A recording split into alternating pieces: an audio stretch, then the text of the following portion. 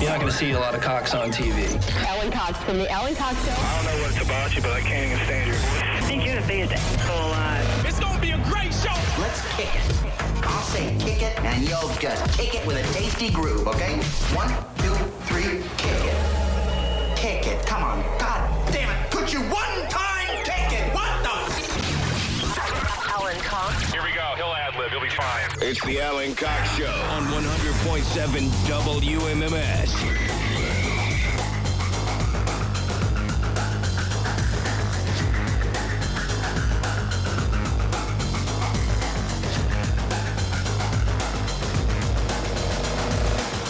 Hey, what's going on, gang? Good afternoon. Hi there. Greetings. Welcome, one and all. Salutations. Fist bumps, high fives, all that. I like to start the back of the hand high five. That way you don't really have to worry about... I don't know if people have tried that. You know, we kind of... At least I largely defaulted to fist bumps over the course of the pandemic. Backhand high fives. You know, you hear about backhanded compliments all the time. The implication being that it's not, it's mean. It's passive aggressive. I'd like to see more. I'd like that to become a standard greeting, a back of the hand high five. You go, yo, schmack, schmack. You're going to get the confusion a little bit. Yes. Okay. I enjoy the confusion. I welcome the chaos. Hey, my name's Alan Cox. There's a little bit less of me today, but all the more to love. Please say hi to Bill Squire, who's right over there. Hey, creepy hugs, everyone. Thanks for listening to and watching this episode of the Alan Cox Show. Don't forget to like, subscribe, and share.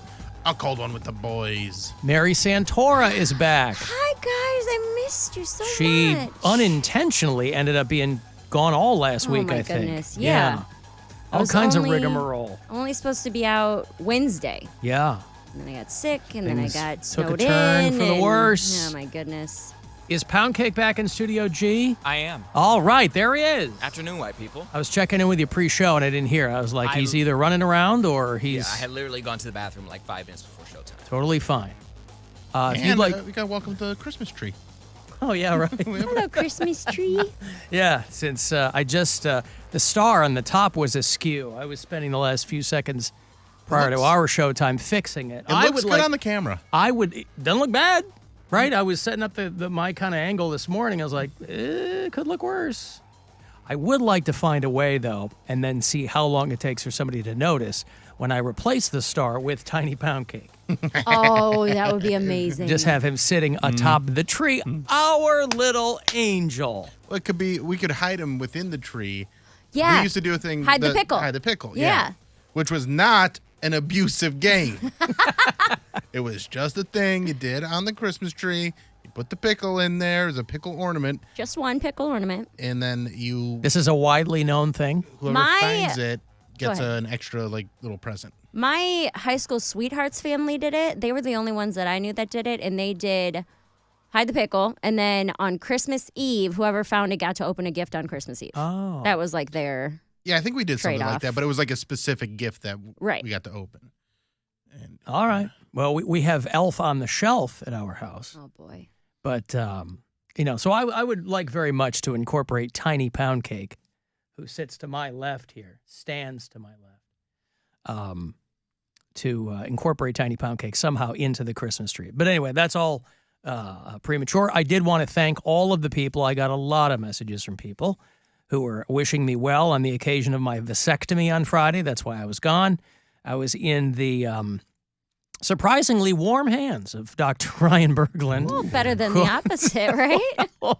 It's a whole thing. I did get a lot of voicemails on the after hours line from guys who were regaling me with their long and boring stories of their own vasectomies. I do appreciate the sentiment. I had no interest in hearing your story since it was probably 100% the same as my story.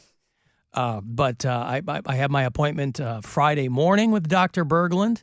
I got 2 nurses. I went over to the east side there, Cleveland Clinic, where his offices are. And, when Dr. Berglund has been a part of this show, I call him the fifth Beatle. He's been a part of this show for over a decade. He's done a segment called Is It Red? If you're new to the show, it's when he comes in a few times a year and fields calls and messages from guys who've got weird stuff going on down there, because Dr. Berglund is a surgical urologist. tops in his field. A nicer physician you'd be hard-pressed to find. His colleagues will say that. The people he's worked on will say that. And so I had no, because I was like, are you nervous? Are you nervous? I'm like, well, I mean, they are going to be cutting into my scrotum. But no, I would not go so far as to say I was nervous. Had I not known Ryan and been friends with him, and again, he's had my junk in his hands before. I went in a few years ago because I was worried something hinky was happening and made an appointment with him. He's like, no, you're fine. I go, okay, good. So anyway, when I finally decided to pull the trigger and get snipped, of course I was going to go to him. So I go in there. But as many times as he's been on the show describing the vasectomy process, for some reason I had it in my head that he was doing it like robotically or something. Hasn't he made comments along those lines? Like, I thought that you were going to be in kind of like this tiny theater. And he was going to have, I don't know what I thought. I thought it was going to be like goggles and he was going to be working robot arms because it's a very, very small incision. Yeah, it's a very small process. It wasn't that? Well, you talked about it like that so many times that that's what I had in my head. Right. So maybe I was just, I played myself. I pictured it, him alone, scrubbed up, scalpel. Hair slicked back.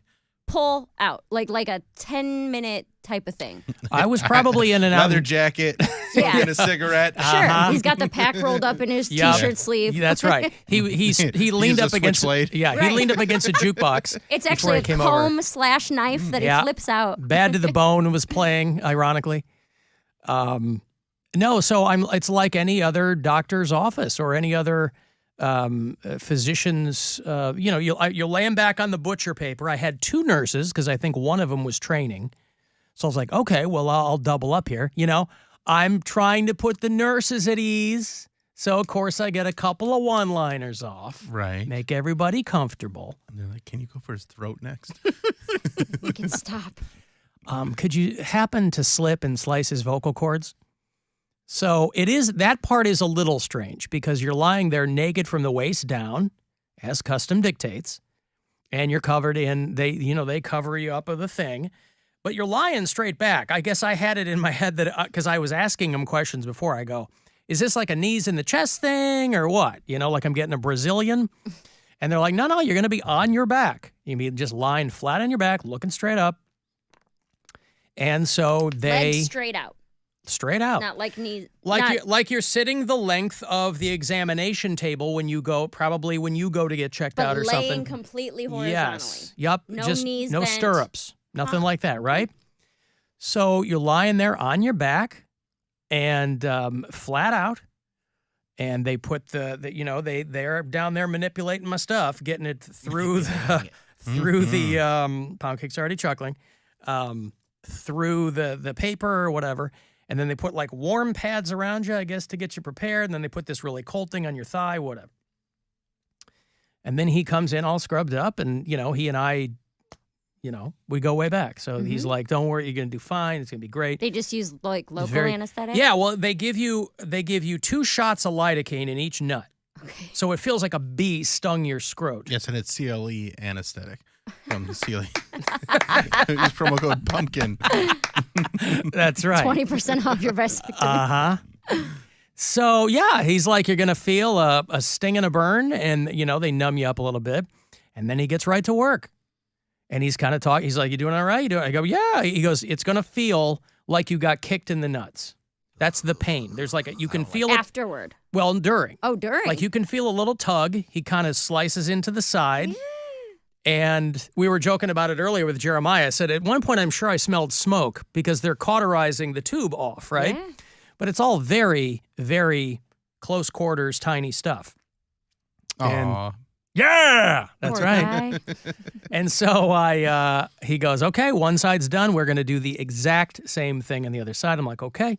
So, yeah, the whole thing, from walking into the room to walking out was probably 20 minutes. Yeah. Wow. You got to put a cold pack, and it really does. I still today feel like I feel like I got a killer ab workout. Like there was no swelling, nothing like that. I've heard horror stories from some of these guys where just one thing or another goes a certain way and they got to go back in and nothing like that. I did sit around most of the weekend. We went out Saturday night. We met some friends. Oh, yeah, you were Shuffleboard? Yeah, we met some friends at Ohio City. We went to a four-city shuffleboard or whatever that is.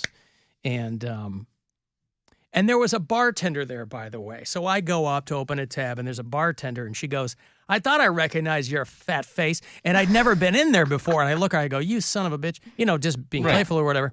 And it's very nice. But throughout the course of the evening, she kind of, mind you, this is the first time I've ever met her. Mm-hmm. But throughout the course of the evening, because we kind of broke the ice that way, she kept coming back to our group and like constantly making comments about me or something like, yeah, this a-hole. I'm like, oh, hey, listen. I'm like, I'm with friends here. Right. Whatever. And I know people are trying to be sweet, but I always hate when they are asking the coworkers if they know you don't know who this guy is. I go, please. I'm like, don't do that, please. They clearly do not know or do not care. It's fine. I'm just here to get a couple drinks. So she was fine. But other than that, didn't really go out this weekend. So, props to the crew over there, the nurses over, because you got to think, because I was saying to him, I go, you guys have a full day of this?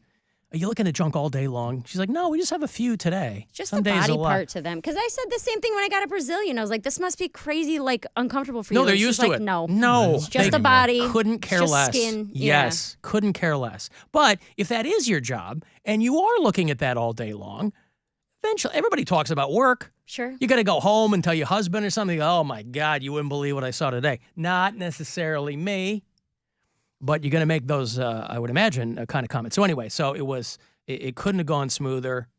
I'm still treading lightly. I'm still pretty banged up. Have you? So no jumping jack competition today? That was the joke I stick? made. No, she goes, no, you're not going to be able to do any blah, blah, blah. And I go, do I have to cancel my trampoline/seesaw competition for the weekend? And That's ha-ha. right, yeah. And so, yeah, that kind of thing. But you're not supposed to lift weights. Normally, I would be doing that in the morning. She goes, no. You Nothing. can't do anything like that for like a week. And I said, okay. So I just felt like a lump all weekend. You know what I mean? Usually, like, I'm doing stuff, but like... Did you hate it or were you able to enjoy it? Because Well, I know you're a go guy. Gwen had stuff to do all weekend, and Nora had stuff to do with her grandma all weekend. So there were large portions of just me on the couch with the dog. And you liked it? It or was were you okay. Like, I'm wasting time. It was okay. Okay. Well, no, because I had to... for some reason, I kind of felt like they had put me under, even though they didn't. I was like really tired the next day. Yeah. So yeah, it was fine. It was good. But Dr. Ryan Berglund is the best. You're losing part of your soul. It's going to tire you out. Is that what it is? That's what keeps you young. Part of my soul. All the babies in there. I know. They're all going away. The ability to procreate is one of the things that just keeps you driving forward. The and biological now, imperative, isn't it? There's Are no you- more. There's no more of this. I got really bummed out. I got to get rid of this now. Are you going to start the show by saying, hi, guys, no babies? Hi guys, no baby. I think you should. No semen. I've got to take a break here, and we'll catch up with everybody when we return. If you want to text 35192, you can always leave us messages on the iHeartRadio app, and we'll be back. It's the Alan Cox Show. Everywhere on our free iHeartRadio app or whatever smart device you have. Just tell me to play the Alan Cox Show on iHeartRadio. Buzzard Radio. The Buzzard. He's Rover. Keep it clean? No, absolutely not. I want everything in there. Rock. Let's go. It's something unpredictable.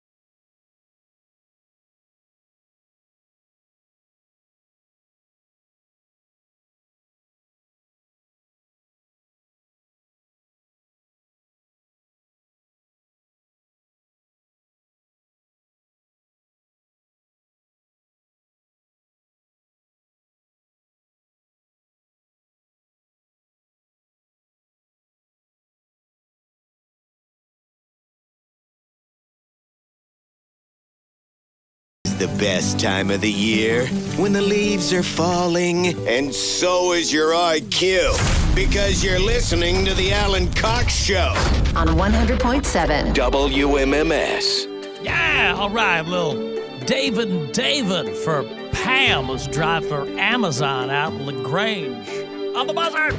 Miss Christina drives a 944. Boy, it's a good throwback.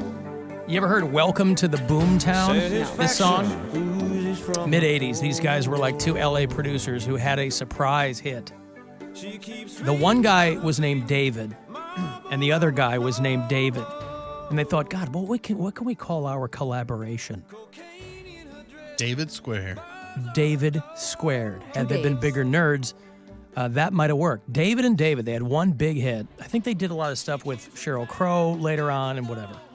But they had a big hit called Welcome to the Boomtown from the album called Boomtown. Anyway, but Pam's out there driving in LaGrange. Yeah, man, all right. It's a throwback Monday on the Buzzard. Boy, I'll tell you what, these Cleveland Cavaliers, these guys, their fortunes can really change on a dime. They were on an 8-game win streak, and now they've lost 4 in a row. Not thrilled about it. The most recent, last night here at home, they played Kevin Love's old team, the Timberwolves. 129-124 was the loss there.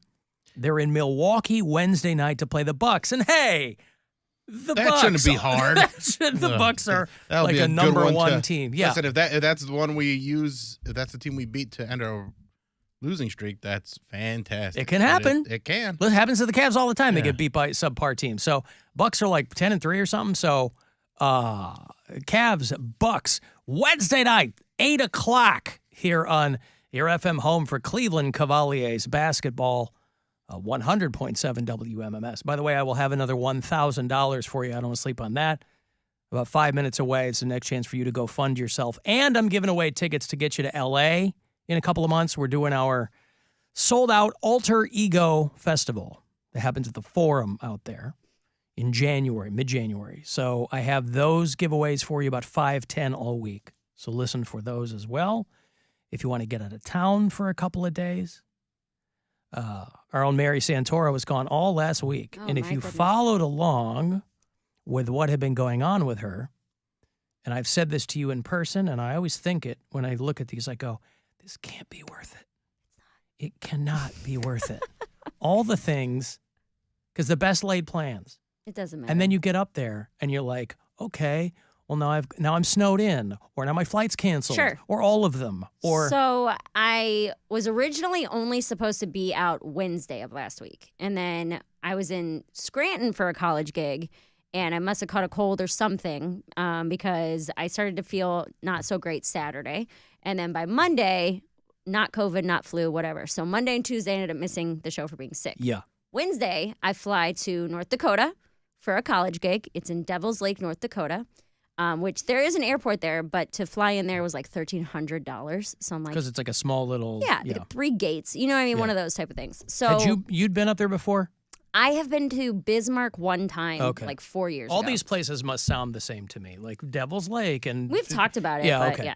So I had to fly into Fargo to rent a car to drive to Devil's Lake, which is Cleveland normal. to Fargo. Yes. Rent a car, drive to the gig. 2.5 hours to the gig. Yeah. Okay. So when I am boarding my flight to Fargo, it says my flight home has been canceled. I get a notification on my phone that my flight for Thursday morning has been canceled. That would have been Fargo back to Hopkins. Yes, Fargo to Cleveland. And I'm like, God damn it. Like, I'm not even there yet, and things are already going wrong, you know? So I'm getting on the flight, so I can't do anything about it. I just have to turn my phone off for the next 2.5 hours and figure it out when I get there, right? So my flight gets canceled. And then by the time I land and I upload the United app, they had rescheduled me for an afternoon flight. So I was supposed to fly out in the morning. They're like, hey, we took care of it. You're just going to fly out later. This would have been Thursday morning. Thursday morning, I was supposed to leave. That flight got canceled, got rescheduled for Thursday afternoon.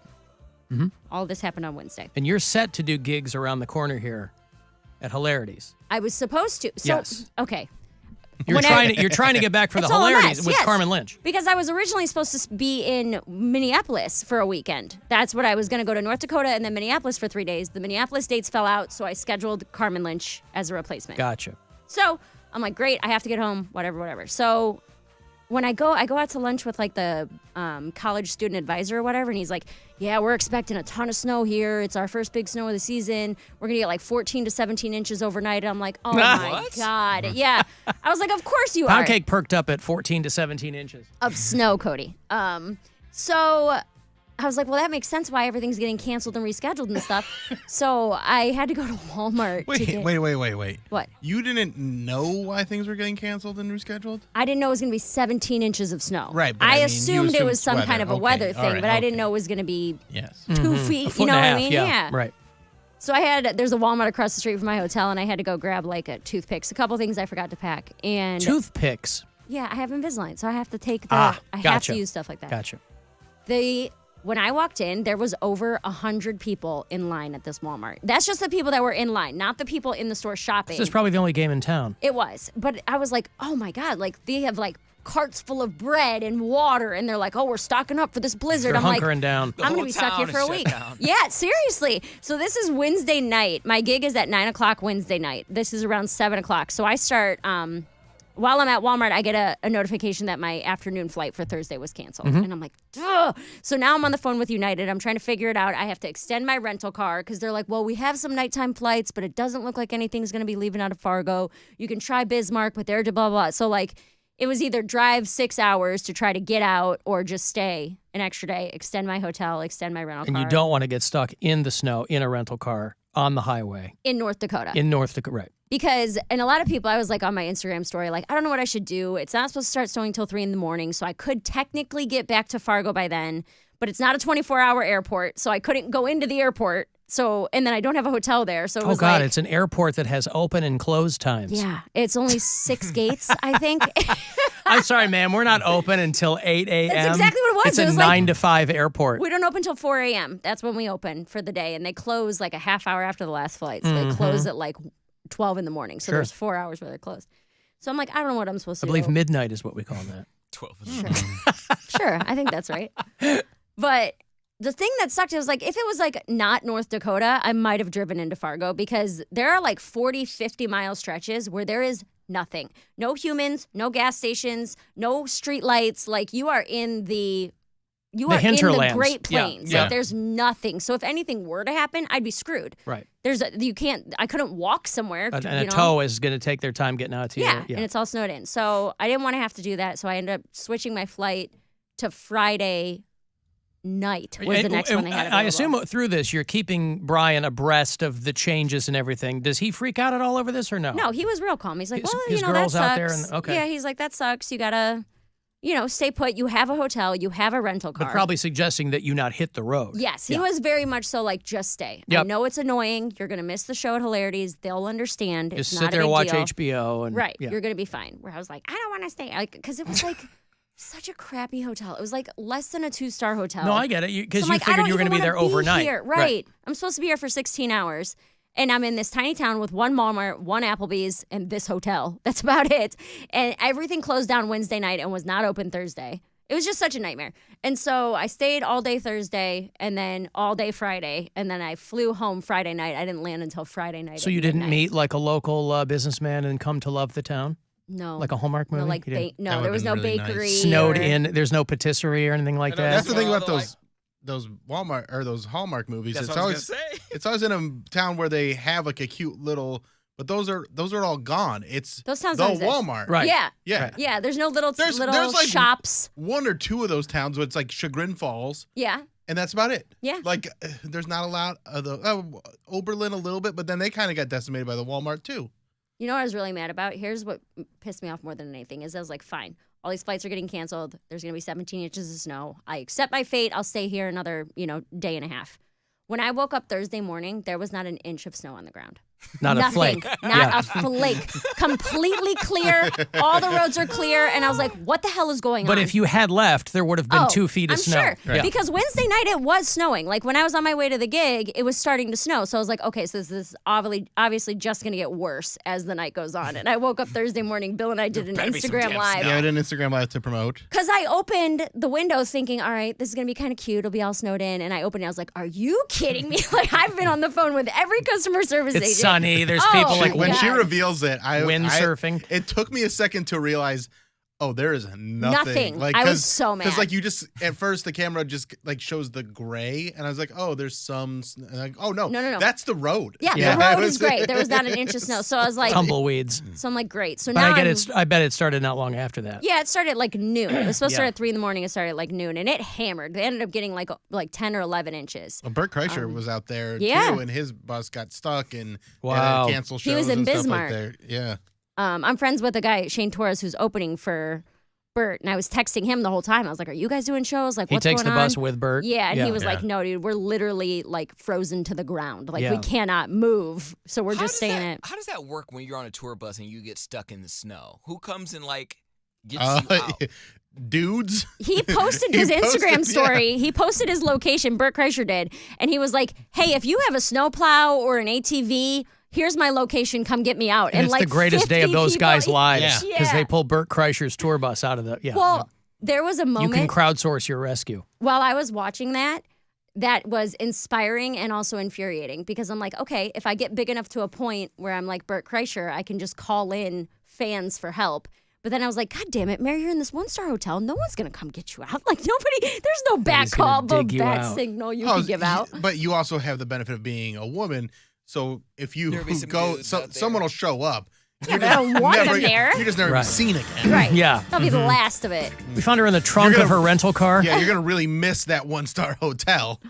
But yeah, so I got in Friday night at midnight. And then I did the shows with Carmen Lynch Saturday at Hilarities, which were great. A couple fans came out. Yeah, it was a really, really fun time. And finally made it home. So yeah, after. It wasn't as. Imagine if you were stuck in a town with no Walmart. No Applebee's. No nothing. No nothing. I do admire that about you there. You can just go to these different states, like so far away from home, not very many resources, and you have no fear. That is something you'll be fine. That's the thing, is that it's like, I'm not gonna die. You're not in Russia. Right. You're it's in a the United hotel. States. Right. They have food and heat and water, and that's kind These of... are towns where people live and work. And Right. Yes. She's not backpacking. And that's what the point my boyfriend was Appalachians, making, because I was like kind of worked up on Wednesday when I'm on the phone with all these people trying to figure out, and he's like, it's going to be okay. It sucks. It's annoying. Just stay put. You're going to be fine. And I want to be fine. You know what I mean? I'm like being all bitchy about it. But it ended up big.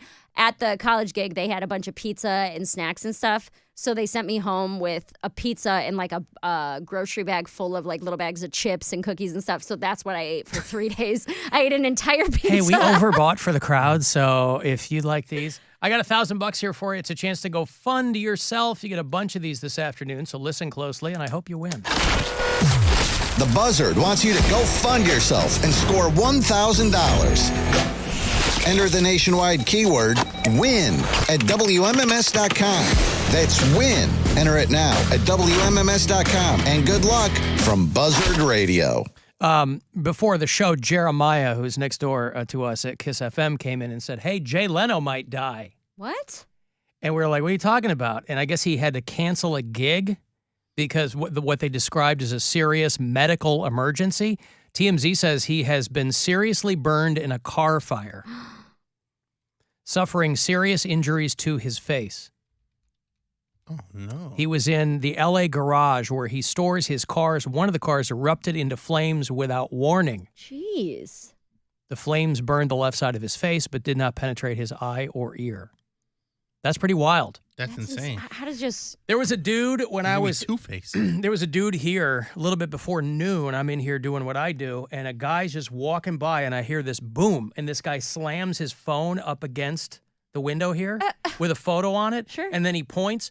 There's a car on fire down here on Euclid, and this guy like took a picture of it, and he's showing me. Show you. He goes, it's going on right now. Check it out. I'm like, hey, cool, thanks. Thanks, man. Thank you, pal. No, but this is what I tell people when people in our audience who complain when Mary's gone. And this is because what I tell people is Mary's not trying to be in radio. Mary's a road comic. We have fun with her here on the show, but her success is going to be contingent on her abilities to get out there and do stuff. Right. And that's what this requires, is these kinds of trips. It's ridiculous, yes. Where, and you've talked about it, you're like, right. college gigs pay well. But when you end up kicking out to like your manager and rental cars, you and come back. And it all getting extended for 2 days. Right. Like, I lost money on this trip. Right. And there's no way to foresee that. Right. I didn't know. I mean, Yeah, and that's why it's I booked use a months. card. Well, it's Because then if you, you can cancel the card, but if you lose cash.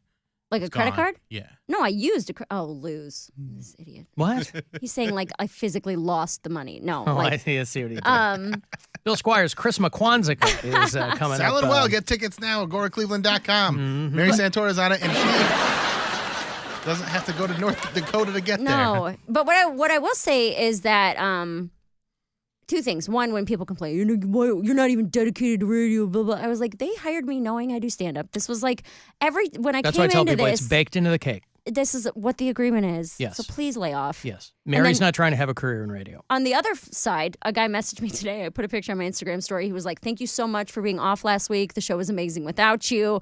I look forward to days that you're not there. See, that's dumb so there's too. both Like, sides of I it. know. Gab Cruz was in here one day and people were like, anytime we have somebody new, Gab should replace Mary. I go, guys, calm down, all right? We're just having her to have fun. You'd hate a new person in a week, Right. too. Give it 6 months, you're going to hate anybody that sits 6 here. months, yeah, a week. They'd be complaining. But the second thing I was going to say, and this is more about the Only comedy. one likable here is me, Alan, and Poundcake. Well, The minus only me and one likable Poundcake. is the three of you. Doing that college gig, so there was like 20 kids. And I've been doing a lot of colleges and corporates lately, and they always are trash. It's like corporates, people are stuck up because they don't want to laugh in front of their boss. They're check Colleges, gigs. they're young. They don't have a lot of life experience. They're check gigs, right? But when I came back to Hilarities Saturday night, I crushed. Like, it was because I'm so used to having to fight for it and having to like kind of I don't know how to describe It's it. a Like, you hometown have crowd. to- It's like a warm blanket. When yeah, you you get up have there. to like punch up your material, and you have to focus so hard on keeping them focused that when you get in front of a real crowd that's ready and that understands comedy, it's like Right. it's cake. So like when you say these are necessary gigs, they do make you definitely make you better, yeah. so much better. Yeah. Like just so much sharper, and 'Cause they your beat you set up. becomes tighter. Yeah, Yeah. for sure. So they're necessary evils, but I'm home. I'm safe. I didn't get stuck forever in North Dakota, which I'm happy about. But So listen to whoever wrote Mary about how happy they were that she was gone last week. I'm sorry. She's here today and back, and I mean, you can't even count on monkeypox anymore taking her out. We took care of that in short order. So I don't know what to tell you. But we're glad you're back I'm glad I'm back too. and safe and the whole bit. I was out just to throw in at the very last second because I'm wearing my Poor Richard's Pub sweater From Scranton, Pennsylvania. Yes, this is where they would always get drunk on The Office. I went. Oh, that's not a real place. That's an office reference. No, it is a real place. Oh, it is a real but place. they like Okay. filmed there. Okay. Saturday, I went to Scranton and had one of the best days of my life because it was like just office everywhere. All and I was office like, stuff. This is the best day. I'm Ordered so the happy. gabagool and the whole bit. Yes! Where's Sorry, my I- Dundee? Shut up. Okay, I got a break. If you want to text 35192 to get me there, you can leave us messages and listen wherever on the iHeartRadio app. The Alan Cox Show. On 100.7 WMMS.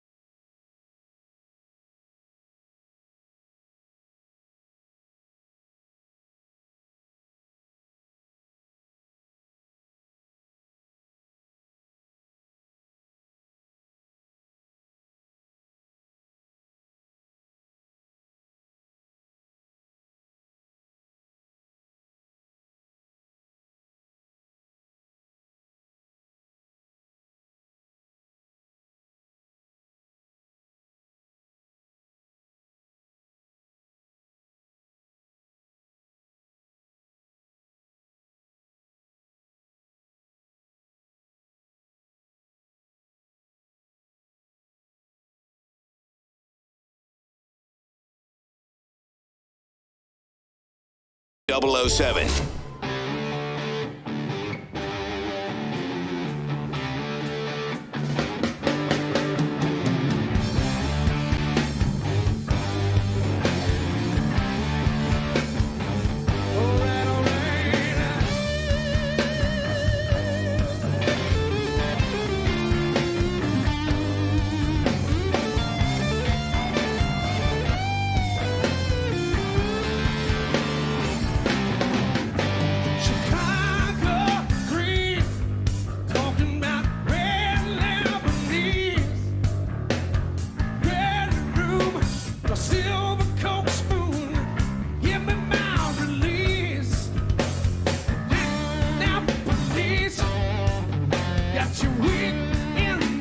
I love these guys. A band called Government Mule.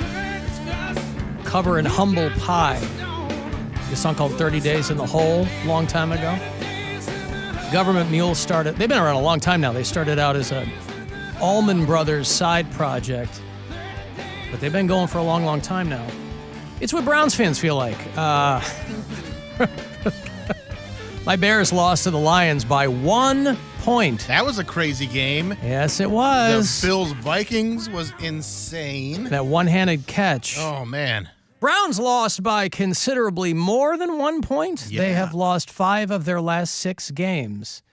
A 39-17. Was that the... I believe that's correct. 39-17. Our old boss, Jason Carr, is a Florida native. He was here for a few years, and now he's back home in Florida, but remained a Dolphins fan the whole way through. I would run into him when the Bears were in town because his father was a Bears fan. So it's usually just preseason that the Bears are in town, and that's the one Browns game I'll go to is when they're playing Chicago. But Jason Carr remains a Dolphins fan. So a whole lot of fins up with that crowd. And 39-17. I think I clicked in early on that game. I was like, oh, before anything had really happened that much. The first drive looked great. Yeah. And so, but you know, the further you go down the road during the course of those games, it's going to get worse and worse and worse. So the Browns, obviously, and they're a couple of weeks away from Deshaun Watson coming into the mix. I think he's starting to practice with them. Today, I think, is his first day of practice. It was Talk about practice. Still waiting on the results for tonight, by the way. DC plays the unbeaten Eagles. That's Monday Night Football. I was going over Terry the Goat to Week 10 picks, and again, she's got another losing week so far. Again, the Monday Night Football will... She didn't pick the Browns game. Monday Night Football will conclude her picks this week, but so far she is 4-5. So she can only kind of get to 500 potentially this week. And she picked the Eagles? She picked the Commanders. She picked DC over the Eagles. So that would be a big upset. That would be a big upset because I think the Eagles remain the only undefeated team. So coming off a season in which the Phillies went to the World Series, Eagles fans obviously would love to see them in the Super Bowl. But if you are a Browns fan, it's no fun. Hey, don't get me started because the Chargers didn't look that great either. No, the Chargers lost to Janine Garofalo and the 49ers. But they're both 5-4, and so bolt up, right? And they're kind of bolting down right now. Yeah. Poundcake's better. Pancake. Sorry, the listeners are seeping into my brain. Love that. Poundcake's 49ers against Bill's LA Chargers. That was one of the ones that I don't think Terry picked that one. She didn't pick the Chargers 49ers game.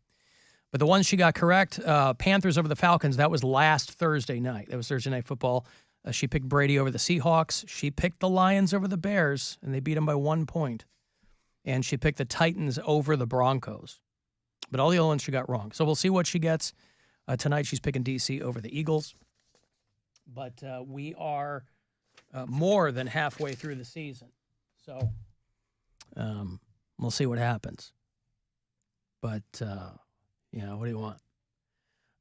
Do you think this would be a good time to tell Poundcake what you and Bill had to do? We can. Is it something that you want to talk to him about or no? So Cody, are you there? I'm here. Listen. this weekend we did something that you Admire? Is that the right question? Covets. obsess about. Covet, yes. Is obsessed with. Something you've always wanted to do? Okay. Something that you find very important. It's a bucket list item. You got backstage somewhere. You sat courtside somewhere. You're getting close. Private plane. No. Oh. What goes along with all those things? Status. Okay. You hung out with Rick. Oh, you signed an NDA? Yeah. It really didn't take it that long to get to the conclusion You either. signed an NDA. Did you hung out not. with someone that you're not. So you're literally. So this NDA had to have a clause in it where you're allowed to mention the NDA because usually the NDA says, you're not allowed to mention the NDA. I don't know. I didn't read it. I didn't read it either. We asked the lawyer to explain it in layman's terms, and he's like, basically, you're just saying you won't talk about it. Don't talk about the project. Right. But yeah, Bill and I are working on a thing, and we had to sign an NDA for it. And I came in today, and I looked at Bill, and I was like, Poundcake's going to be so jealous. Like, you don't even get to know what we're doing. It feels powerful. It is powerful. That's why everyone loves them. Mm-hmm. The people love making people sign them, but that's why I don't trust myself with one. I had an offer to sign one, but I was like, I ain't got no money to fight this if I open my mouth, and I don't know what's on the other side of that door, and I might want to be like, I gotta go out and tell somebody. And I felt like, what is the point in going in here and enjoying myself if I can't talk about it to someone? No one's going to believe me. No one's going to believe me. So I was like, no, I'm not signing nothing. Why do you care if people believe you or not? People not believing you is actually even better. No, it's not. It is, because there's no reason to make it up. So they may tell you they don't believe you, but they believe you. They don't believe me. Why wouldn't they? Well, then that means you're just not impressing upon them you're not telling a good enough story. But Are you mixing up believe you and believe in you? Both. They will neither believe me nor believe in me. No, because what a sad little statement. If I'm putting my credibility on the line, like if I'm You don't have any. But no, if I sign an NDA, people are trusting to keep their trade secrets private. Keeping your trade secrets a secret. If I'm telling someone that I'm like, listen, I signed something, I'm not allowed to say it, but you're my best friend. I'm going to tell you anyways. And I tell them and they don't believe me. And they go around telling people like, Cody said this and this happened this weekend. And he had to sign an NDA and blah, blah, blah. Now you're getting me in trouble and I trusted you. So now you're not worth me, getting a fine for or a penalty for. So no, I do want them to believe me. And that's why I didn't sign it, because I don't trust myself nor my little punk ass friends. All right. It's everything you thought it was going to be. That was amazing. Just so you know, it does truly feel. Who'd you have to sacrifice? All an NDA says to me is there's a potential for you to be embroiled in litigation. Yes. That's what it we says might to sue me. you. That's right. Relax. If we even think you said so. If someone else accuses you of breaking your non-disclosure agreement, we'll sue you. Yep, right. we Who serve so needs fast. that? Who needs that? But it doesn't go to. Nobody. It'll save you embarrassment though, because it does. Most of the time, it doesn't. It has a mediation clause where instead of going to court, This guy, all of a sudden, he's Sam Waterston. You know who he is. Most of the time, it doesn't go to what? they'll That have mediation. You don't even know what mediation is. mediation is a. It's when the newspapers get involved. No, it's just you get a mediator instead of a judge, or it can be a judge, a retired judge. I know what a mediation is. It's when you get a mediator. It's an alternative for. I believe it's called a carnivore. Whatever. Anyway. Okay, listen.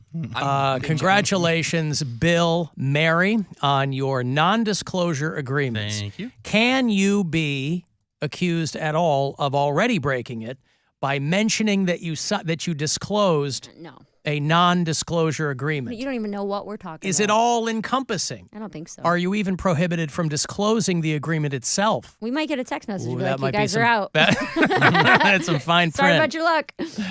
Oh, boy. Once you signed it, did you feel like you were trapped and you're like, oh my God, I felt keep nervous this to myself? because I was like, There's so many things in it that you have to read and make sure. no, you follow I to the felt T. nervous, kind of like you about like spilling the beans, but it's like, I felt nervous that I would say something I'm not supposed to or like leak something on accident. Like, just in casual conversation or, like that made me nervous. I'm like, oh, you really got to watch what you say. Like, you can't mention anything. Yes, maybe, I don't know. Secrets are easy to keep from me. No problem. Yeah, you're a good liar. I'm not a good liar. Not that it's lying. It's withholding information, which I feel like are the That's same thing. a nice way to put it. It's the same thing. It's a sin of omission, not commission. Right. Essentially, if you want to go old school Catholic. And thank you. All right. Saying thank you for you being a good liar. Got to accept compliments when you receive them. You got to be glass half full, really. Mm-hmm. We got the press release this morning, hot on the heels of them saying that the Billy Joel Stevie Nicks tour was going to be playing Ohio Stadium. Got the big press release this morning that Lizzo is going to do the Romo Fijo. Anybody going to go see Lizzo and Lotto? Special guest Lotto. It's the Lizzo Lotto tour. I only know that one Lotto song, that Big Energy. Yeah. And I really like that. Should have changed her name. People got pissed. She used to call herself Miss Mulatto because she has a white mom and a black dad, I think. And mulatto is apparently an out-of-touch term now. You're not supposed to call people mulatto. But she was calling herself that, and people got upset. So she's like, fine, I'll change my name. Of course, Lizzo had to change her name from Miss Melizzo. And people got upset about that, too. Anyway, Lizzo and Lotto will play the Romo Fijo on May the 12th for people who want to see Lizzo. I didn't realize she was doing venues that big. Oh, yeah. Quite frankly. She's been doing arenas for a minute. But is she selling them out? Probably not. I mean, well, that's a tough climb though too. Yeah. I mean, I feel like her blow up really kind of got kneecapped by the pandemic too. She was blowing up. Like and then, summer 2019 was huge for her. Yes. Yeah. Good pun. And then she, a lot of people obviously everybody got knocked off the road, but that would be a terrible time for your star to be on the rise and then just have everything stop. That would suck. So hopefully the people that didn't get to see her last time will get to see her this time. Surely she's played Cleveland before in a smaller venue, maybe. I don't an know. Agora show or something, or I'm not sure. I don't know. Maybe opening for somebody, but I'm not sure if she has. Well, there you go. For people who are keeping their ear to the ground on that kind of thing. Also, R.I.P. Britney Spears nudes. Because she says she's not going to do those anymore. Because she's trying to, well, listen, when she got herself out of that conservatorship and she was free to be Patricia Marie, they said, listen, maybe pay a little bit more attention to what you're doing on social media. And she said, hell's no, I'm finally free. And who could blame her? After, according to Poundcake, after having her every move scrutinized and criticized by her family. That wasn't according to me. That was according to her. But I take my information from you because I wasn't paying that close attention to what she was saying. Okay. I'm always paying attention to what she's showing. Mm-hmm. Gotcha. And been a lot of hand bras since she was emancipated. But she says now the guy I feel bad for is her new husband. Why? Because this had to be what lured the guy in. And now she's like, well, I'm not going to do these anymore. Well, he still gets to see her naked. Yeah. We don't know that. Oh, please. He's only seeing it on her Instagram. We don't know the nature of their relationship. There are some people, we do it here all the time. We're way more comfortable telling something intimate to strangers, tens of thousands of strangers, than to another person directly. It's part of the sickness of being a performer. So maybe Britney Spears is keeping it buttoned down at home.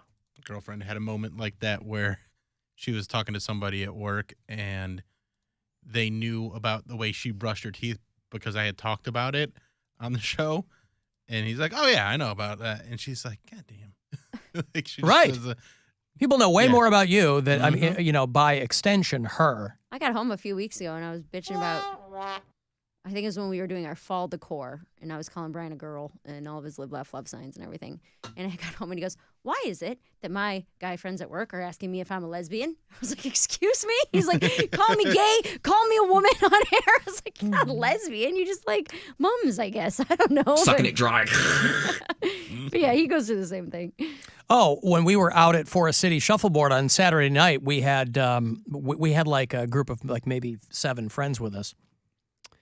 And one of our friends, she goes, "So I found out about your vasectomy from my mom." Nice. Because she heard you talking about it on the show. And I was like, "Oh, well, I wasn't letting everybody know in the group chat that that's what was happening." But yeah, some people, who are in our orbit are subjected to this kind of thing. So all I'm saying is Britney Spears goes, "Listen, I'm trying to tone it down because I'm trying to repair the relationship with my sons."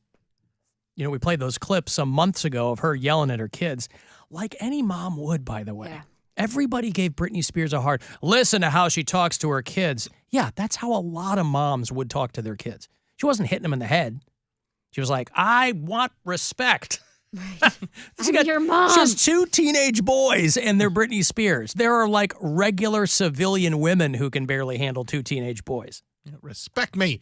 And also make sure you like and share my current nudes. My hand bras. Because she's 40 now. She's newly married. She's got these 2 teenagers with Kevin Federline. And she's trying to trying to repair that relationship. She's got a much younger husband now. And, maybe he told her. He goes, "Hey, listen, let's, try to figure this out." Jaden and Sean are her sons. And the kids have been they have their own social media. And so it's like battling accounts when her sons, that would be the other tough thing too, is when your kids are kind of publicly making comments about you. Like, "My mom's just trying to get attention." Well, yes, she operates in an attention economy. They're like, "How do you feel about your mom's bipolar?" Like, she's fine. They were like, they're so dismissive of their mom's mental health, but that's like a total teenage kid thing. She's faking it. You She's don't. fine. It's not until you're like in your 20s or so, unless you have an amazing relationship with your parents. It's not until you're like late teens, early 20s, when you start really going through some of your own stuff, where you go, "Oh, my parents are people. Human people, not just your mom and dad. They're people with foibles and successes and failures. That doesn't come to you early." No. So that's why people are like, "Oh my God, I feel so bad that I was so awful to my parents when I was younger." It's like, yeah, but that's the natural order of things. Like, I wasn't that way. I just wasn't that kid. But my younger brothers were. Mm-hmm. Both my younger brothers.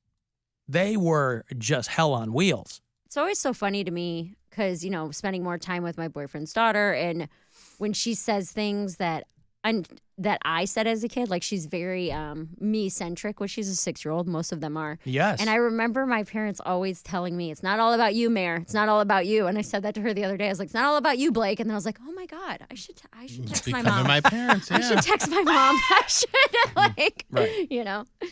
But she's also an only child, too. Well, my youngest daughter is an only child, essentially. Yeah. Like, her mom has a living 1-year-old, Yeah. so she's been an only child until the last year. Like, but a half sibling. Like, half sibling. Yeah. Mm-hmm. But they live together. Like, Oh, that's they're true. I guess they do. They're yeah. sibling. Like, she sees her 4 days a week. Yeah, okay. So. Yeah. I was not an only child. Huh? I was 4th of 5, which is why I was look at me. Everybody pay attention to me. Nobody pays attention to me. Yeah. Yeah. Lots of ways you can get there. So many ways. At that one, did you ever hit a point where where you were tired of trying to get attention from your family? Because I'm 3 of 5. Yeah. So like once I got to a certain point, I was like, oh, I'm just gonna have a different. Like, I'm not trying to get their attention anymore. They're not gonna give it to me. Well, I'm done with it. Right now we get it everywhere else. I was No, a but I mean, like cheerleader. as a kid, yeah. So like going Well, to so I cheerleading and stuff started like to that. do things where I would get attention in school. Yeah. So I was a cheerleader. I was in theater. Yeah. Now I'm a stand-up and on radio. Like, Yeah, it's I wanted always my been about friends' that. attention. I Yeah. didn't want my parents' attention. Right. I kind of was like when I was little, I wanted my parents' attention. Like I remember when I became a middle child, like when my sister was born, Mm-hmm.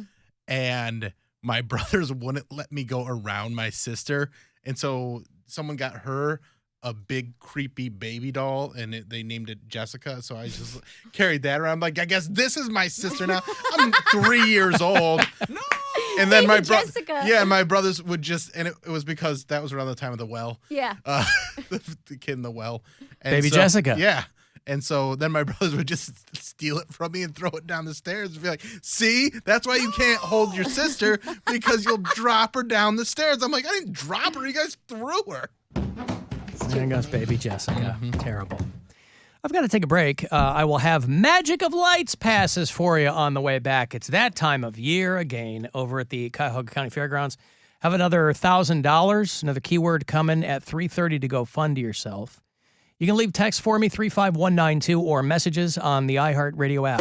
It's the Alan Cox Show. On our free iHeartRadio app,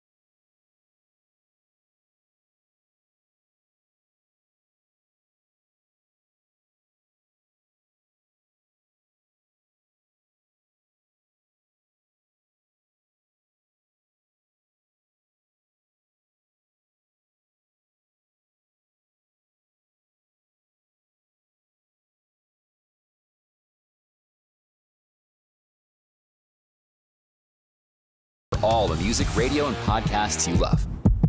It's time to give stuff away. Hey, hey, it's time to give stuff away with Alan Cox. All right, it's that time of year again. You get a carload pass for the Magic of Lights at the Cuyahoga County Fairgrounds, a dazzling drive-through holiday experience. All your favorite holiday scenes. Alan, how do you know what my favorite holiday scenes are? I don't, but I bet they have them. All the latest LED technology, digital animations. It's a lot of fun. Magical Lights, you're in your car. You're crawling through the sparkling path of Northeast Ohio's favorite holiday tradition. One carload, one price. You can go to magicoflights.com for all the details on tickets, or just win a carload here. Good luck. Caller 10 get you through the Magic of Lights. 216-578-1007 or 800-348-1007. Fun fact, celebrity deaths, like testicles, sometimes come in threes. The Alan Cox Show. On 100.7 WMMS. So joke, we had a handful of celebrities die while we were gone. Had, Gallagher died. Yeah. Bud Friedman died. Oh, I didn't hear about Bud. Kevin Conroy died. That one was a big one for me. I've been watching a lot of Batman the animated series since I heard about that. I will have another $1,000 for you to win here in about 8 minutes. 3:30 is going to be the next keyword for you to go fund yourself. And about 30 past every hour, all day long, you get one of these keywords. So I hope that you pay attention. I hope that you win here in a few. Where to start? Gallagher died. I think his brother is still alive. Gallagher 2. But Gallagher, I guess, had been sick for a while. Or does he have a daughter? Because Gallagher have a daughter? I don't know. Maybe if Gallagher has a daughter, she can carry on the tradition. Be Gallagher. Bill Squire's Christmas Kwanzaa is coming soon to the world-famous Agora. December 16th. Get tickets at agoracleveland.com. Me, Mary, Polk. Me, Mary? What are you, Irish? Me, Mary. Me, Mary. Me, Mary. Me, Mary, be telling jokes. Mike Polk Jr. Jasmine Carter. I don't want to be on stage for you. Why are you doing it in December, me lad? Me, Mary told me to do it. Hey. Gallagher, this poor guy. I referred to him on Twitter as a fruit serial killer, but, he did other stuff. He did become known for smashing watermelons, but he'd been in bad health for a while. He was 76. He just died of multiple organ failure. He had a bunch of heart attacks. He was in a coma years ago, a medically induced coma, but his body just gave out. I think the older he got, kind of the more his non-fruit-centric humor kind of moved to the right. But he's a 76-year-old guy. Back in the day, it was a big deal when there was a new Gallagher special. I remember. There are people that are associated with the early days of HBO comedy specials. George Carlin, most famously, Robert Klein, and Gallagher. Gallagher did stuff on Showtime as well, back when nobody really knew what Showtime was. They did a show called An Uncensored Evening, and it was the first stand-up comedy special that Showtime aired. It's like 40-plus years ago, and that's what kind of blew him up. The Sledge-O-Matic was what most people knew him from. So you go to a Gallagher show, the joke was that if you were in the first couple of rows, everybody was wearing a poncho. Because you knew. Yeah, the tarps, and you hold the tarps up when you... when you smash it. Imagine convincing venues that that's your gig. That's your bit. I promise, it's going to kill. I swear. When I break out the comically oversized wooden sledgehammer and start smashing watermelons, but you had to start that in clubs. Mm-hmm. You didn't just jump to arenas. You had to convince clubs to let you do it. in 2 clubs, and then all of a sudden people are like, this is amazing. Yeah. We got to get this to the theaters. He hadn't been performing for a few years. 2019, he did a farewell tour called The Last Smash. And he famously got into a lot of legal trouble with his brother because his brother, who looked exactly like him, would go out as Gallagher 2. sometimes TOO, sometimes TWO. And they got into legal Imagine you have so much of not an act that you go, I'm just going to go out and do my brother's act. And I'm not going to tell people, because it was very, the point of the whole litigation, it was very unclear who you were seeing. Because Leo Gallagher, the OG Gallagher, and then his brother Ron, and there were people who were understandably upset because it wasn't clear which Gallagher they were getting. And so the OG Gallagher took his brother to court because his brother's doing all of it. He's doing the Sledge-O-Matic. He's doing imagine that. I mean, at least Tony Rock has his own material. Yeah, Tony Rock's a very good writer and performer, and he's got his own voice. The Sklar brothers are very similar. Gallagher are twins, and they perform together. Who are the other twins that perform together? Sklar brothers? No, the black dudes, the young guys. Lucas brothers. Lucas brothers. Lucas brothers, but then there's the buff black dudes. Hodge twins. Yeah. I'm not down They're with the twin. MAGA. I'm not down with the twin comedy vibe. It's just not my thing. Yeah. It can be done well. No, the Sklar but brothers you've and gotta, Lucas brothers like- do it well, but it's just not my. It's different. Yeah, it's not my. So, I'm watching a Gallagher clip, and early on, not everybody was bringing ponchos or bringing plastic. It's kind of like there's a lot of people that are not ready for it, and they're just getting splattered. well, he got sued by a woman years ago. I couldn't believe it didn't happen more often, but he got sued by a woman who said she got hurt at one of his shows. So the guy was always in court for something. I met him once. He was hanging out around Hilarities. Wasn't performing, just hanging out. Yeah. And I took a picture with him, and he smelled terrible. Really? Yeah. Huh. Well, he got huge from Johnny Carson. And then back in the day, comedians were not selling out theaters. They were still very much relegated to comedy clubs. And Gallagher, probably by dint of the fact that this was his act, starts to sell out theaters on like a regular basis. And he does all the Showtime specials, and it was a big, big deal. I don't think I've ever seen his stand-up. I remember watching it a lot as a kid and loving it, but I was also a small child. Well, and it was very pun heavy, and you know, never turn your back on a man named Sodom. That was his, early '90s Desert Storm humor. The handiest and the dandiest kitchen tool you've ever seen, and don't you want to know how it works? Yeah! Well, first you get out an ordinary apple. Then you place the apple easily between the patented pan. Then what do, gang? It's simple. You reach for the tool that is not a slicer, it's not a dicer, it's not a chopper and a hopper. What could it possibly be? It is Sledge-O-Matic. Hey! Nice and bad, quick. So, he's the apple and the watermelon and the whole thing. But people ate it up, boy. Literally. Right. There was a lot of food in the audience. So, all you boomers, stop getting mad at YouTubers. Right? Yeah. This guy was smashing fruit, and his brother was ripping off the act. And selling out, and people were you would see the people losing their minds. They can't handle. They're like, I didn't think it was going to get smashed. Or because the medically induced coma is to keep your brain from swelling, you see. That's what they told me. What had happened? I went into the back room of a club, as you do, and I sat down, and that's the last thing I remember. A heart issue? A brain issue? Oh, it was a heart attack. Well, it's all plumbing. It just clogs up. Mm-hmm. It's all plumbing. It just clogs up. There's Gallagher talking to Letterman some years ago when he was already having a lot of heart problems. So if Ron Gallagher is still going out there, and I would imagine that this is nothing a tragedy. I'm sure he's mourning his brother's death, but this is nothing but a boon for Ron Gallagher's career. Only one left. Because last Gallagher sledging. The Gallagher population has just been cut in half. There's 50% less Gallagher out there.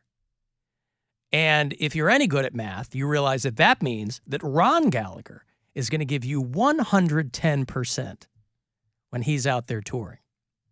Now, he could already be dead. I don't know anything about Ron Gallagher. But I know, imagine you went to that show and thought, he looks a lot like the guy. Because even if you Google Ron Gallagher, it's all stories about his brother. Mm-hmm. But you have to do the mustache. You have to do the skullet. You got to grow your hair out the same way. You're doing your brother's act. And he'd always go, I'm the real Gallagher. My name's Gallagher. I got a big wooden hammer. It's not a hammer. It's a sledge-o-matic. Sledge-o-matic. Show some respect. Yeah, Sorry. duh. So Leo Gallagher, the OG, is dead. Bud Friedman died. Bud Friedman was basically the guy who invented the modern comedy club. Comedy clubs were not a thing. There were nightclubs and comedians would go perform at them. Yes. But it would be part of an overall show. There'd be musicians and a comedian would come out. Right. And then you'd have a singer, stuff like that. But it was all one big show, and you'd get a comic on stage for maybe 10 minutes. Well, in the comics, by the way, Bud Friedman was pretty smart because the key to his success, he's the guy that opened the original Improv in New York. And so he predated all of the other clubs that you know and have been around forever. Comedy Store didn't even come around until a few years after that. Comedy Cellar, years after that. Catch a Rising Star, a few years after. So the original Improv, early 60s. And that's when, like Bill's talking about those kind of variety shows, comedians all were so similar that you couldn't have a full show you couldn't have a showcase of just comedians. Because they're all doing somebody else's jokes. They all got the tuxedo. Those old school guys. You had certain guys that were big names and would tour. I mean, Cosby you had Bob Newhart, but they were still anomalies. Like there was just a few that could go out and do their own thing. I mean, you had some of those old school guys, you'd have them doing the same 10 minutes. Yeah. For 30 years, like other people writing their jokes. And so there got to be, I think Bud Friedman was smart because he's like, here's a bunch of people. There was no comedy club scene in the early 60s. And he's like, here's a bunch of guys that are different enough where you can put them up and you can have, so like Jay Leno and Seinfeld very famously, Mitzi Shore didn't like him. So Seinfeld couldn't get up at the Comedy Store. So he's doing the Improv and Catch a Rising Star and all those. And Robert Klein and Andy Kaufman and Richard Pryor. So without Bud Friedman, those people wouldn't have careers. Bud Friedman also used a monocle. I don't know why. He looked like Mr. Peanut when you saw him. But he was 90. He had a long life. He died of a heart attack. So for people old enough to remember, The Tonight Show was originally in New York. Johnny Carson used to do the show in Manhattan and moved out to L.A., in the early 70s. And Bud Friedman followed him out there and opened the Improv. And that one's still open. Still open. I think he sold the company a few years ago. There were a couple of dozen Improvs as of a few years ago. There's still one in Pittsburgh. There was one here in Cleveland when I first came here, but is it still there? It's still there. Or is it just moved location? No, it's always been there. Well, right? It was at the Powerhouse when I moved here. It was at the Powerhouse. That was the original location. That was my home club when I started. So I'd work there regularly. Was a doorman there when I was very new, and then started working as a host and. So there's still a Cleveland Improv. There's a Improv. Cleveland Improv. It's over there by Music Box and Shooters There you and go. everything Right, like that. exactly, right. And so there's still a couple dozen of them. But 44th and 9th is where it started off in New York. And again, a lot of people got launched because Bud Friedman liked him. Barry Manilow was like the house piano player, and Danny Aiello, the late actor, was a bouncer. Piscopo was there. Rodney Dangerfield was an MC. So been there for a long, long time. But a lot of major comics got their careers started because of Bud Friedman. Jay Leno, who we were just talking earlier in the show, has been in a very bad car fire. What do you think that sounded like when he got caught? When he caught on fire? Guys, my face is on fire. It's so bad. I know I look like a lantern, but I'm not supposed to be lit up like one. I mean, I wonder if he asked for you got a denim hospital gown? So, anyway, Jay Leno, who one of his cars in his garage or hangar, he has a massive famous car collection. One of them blew up or something and got his face, and so they're hoping he's going to be okay. But he's and imagine if your hobby is what disfigures you, maybe ends up killing you. Like for me, it'd be like shoes fall on me and crush me. Be texting and driving for me. That's your hobby. Yeah. That is her hobby. Yes. Mary's going to be done in. Well, she died doing what she loved. She was texting and driving. and picking her nose and eating it. Being and then boom. neglectful. You know what? By the way, she was herself to the very end. I lost a ton of followers, and I didn't notice it until I was in Nebraska, and I thought it was because I lost like 300 followers. Because of the booger eating? I thought it was because I was in Nebraska, and then I looked back at the day where they all started to drop off, and it was the day that you guys shared the booger eating clip. Why would people unfollow somebody because of that? 150 followers that day. You sure it wasn't a bot purge? I don't think so. Because that happens to me. They'll purge bots, and then you go, that's why the do only I? thing I can connect is the day that was posted, I lost 150 followers, and then it's been a steady decline of about another 150 over the last week. But think of all the people you can gain if you lean into booger-eating content. Yeah, make but it part of your their keyboards are so subscription. sticky, they can't comment or share my videos. It's like these people who get canceled. They'll find a way. It's like these people who lose followers from normal level-headed people. They'll pick up 3 times as many in maniacs. That's not what I need. Who love. I know, but I'm just saying. I mean. So anyway, Jay Leno, I think of with Bud Friedman because whatever you think of Jay Leno comedically, the guy was a beast. He, by sheer force of will, was going to become a success. He was living in Boston, and he would drive into Manhattan every night to get on at the Improv, and he wasn't getting on. And he finally goes up to Bud Friedman and goes, hey, I go to Emerson College, and I come in every night. When can I get on? And he's like, you've been driving here and back every night? And he goes, yeah. He does love cars. But Bud Friedman was Leno's first manager. He goes, a dude that's working that hard, I'm going to take him on as a client. And then that's what blew up Leno. Because he's like, yeah, I'm driving back and forth to Boston every night to get on at the Improv in New York. So Bud Friedman died. Gallagher died. Kevin Conroy died. If you're a nerd, you will recognize him as the cartoon voice of Batman. Mask of the Phantasm is the one that I remember. Because, right, Mark Hamill was the Joker? Yes. There was Batman, the animated series. Mm-hmm. I don't know if he did the video games. Did he do all the video games, too? He did a lot of the video games, Yeah. He did a lot of, I think he did some of the, Batman Arkham Asylum games.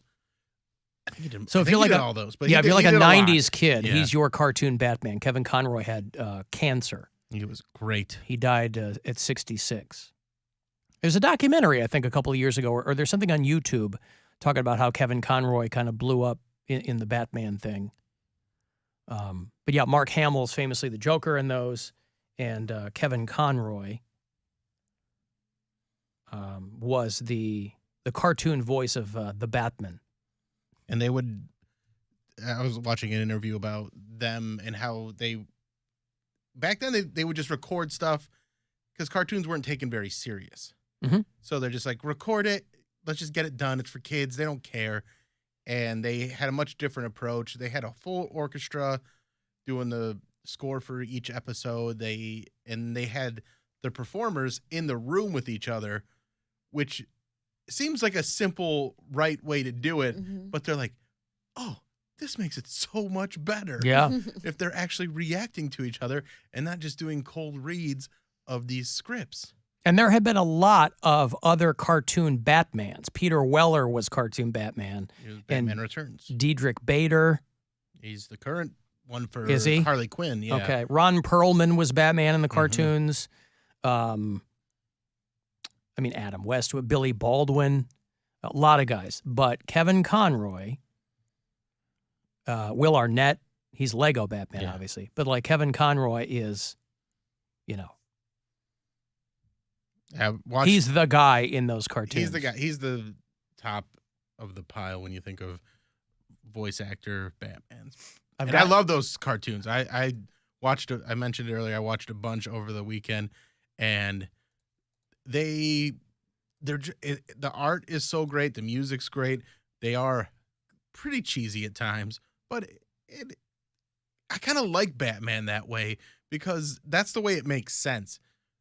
Because when you try and make Batman into the Robert Pattinson or the Christian Bale Batman, you're just like, but why? Like, you want to? What are you doing?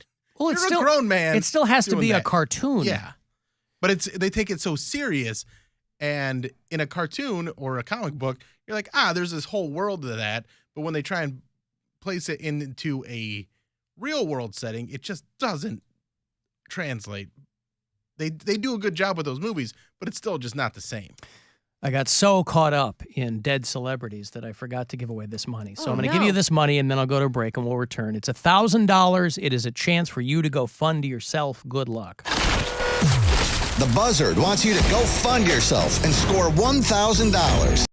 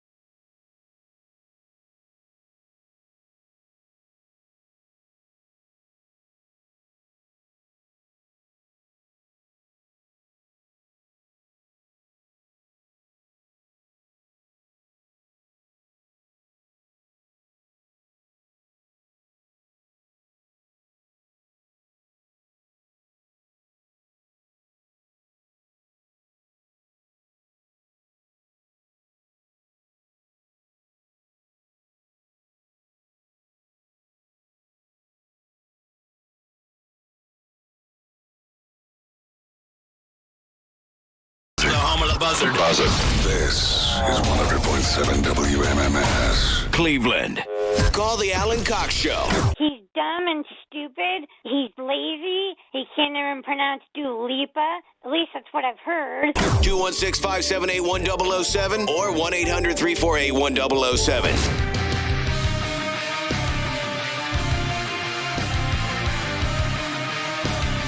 35192. Want to send a text? AlanCoxShow.com. Want to watch live? You can do it there. iHeartRadio app. If you're listening to us from out of state, tell me where. Who's helping on the video today? Chorley Buttknuckle. Thank you so much. Short for Chorlison or something. I don't know. Chorley Buttknuckle. Thank you so much. If you are one of our bureau chiefs from out of state, tell me where you listen to the show. Andrea listens in Corydon, Indiana. Brittany's in Portland, Oregon. Mike is in Covington, Virginia. CJ is a bureau chief in Midland, Michigan. Ken is down in Charlotte. And we have a lot of people in the Metroplex, the Dallas-Fort Worth area. Did you see that air show disaster in Dallas? Yeah. Crazy. Wild. This is, I don't care what anybody says, this is why people go to these. Nobody goes to an air show because they're hoping everything goes well, right? You can sit in your backyard and look up and see planes go over unmolested. Yeah, we want to see them do like the spinnies and stuff. Is that what it is? The spinnies? Yeah. They were doing Eric's boyfriend, why does he like to go to the... Yeah, you and your boyfriend and the little one, you guys go to that Cleveland Air Show every Labor Day weekend, right? They've done that. That's their tradition. They've done that every year. That place is lit, though. Like, that, the little jets that they have out there are cool. They are cool. It's entertaining. It's not my cup of tea. They're just loud. I just don't understand how something could be that high up and still be loud as hell back on the ground. Because I'll be in my house. You'd understand how something can be loud as hell. Are you familiar with the Doppler effect? You're familiar with your own voice. I'm not that high up. Huh? You are high pitch. No, I'm just saying, like, I'll be in my house and the whole, like, place will rattle because of those damn jets. Mm-hmm. And I live by the airport Dude, now. if a Buick goes down your street, your house rattles. Fair. Hey, he's getting a Big Lots in his neighborhood. That's very exciting. Ooh. Yeah. And a Burlington. Yeah! Burlington, we got a Big Lots. It's a factory. They make the coats right there. Moving on up. That's going to be like people going to go there and spend their little ducats. I'm excited. Let me show you this for people who haven't seen it. If you're watching the live stream, this crash in Dallas, this was at a World War II, Wings Over Dallas World War II air show, and a Boeing B-17 and a smaller plane collided with each other. I think it's pronounced Boeing. A Boeing B-17 Flying Fortress collided with each other. And right there, crashed immediately. I think all the people involved were killed. Oh, look at that. Hold on, let me back it up for you.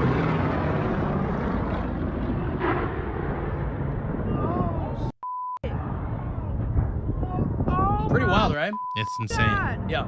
And I think that's what people are going for, though. They like to see the static displays or whatever, but it would be wild to see a couple of planes just crash right overhead. I feel like there was a few years in a row where there were air show crashes. Like, it was like back-to-back years. Yeah, maybe. Like, I think it was the first couple of years I was on the show. Like, I feel like 2013, 2014, there was back-to-back air show crashes. You know what else they found, by the way? They found a section of the Space Shuttle Challenger on the floor of the ocean. They found a large section of the Challenger space shuttle buried in the sand at the bottom of the Atlantic. 30 years after the crash. That was the big one. The first space shuttle explosion was the Challenger. And NASA was taking part in some, I don't know what they were doing. They knew something was down there and they went through and they were looking. They found pieces of the Challenger along the way, but this is the biggest piece they found so far. They found a couple of fragments from the left wing in 1996. Antifa! Leftist. But, of course, all 7 people on board were killed in the Challenger explosion. Krista McAuliffe got the lion's share of the spotlight because she was the first school teacher to go to space. She was a civilian.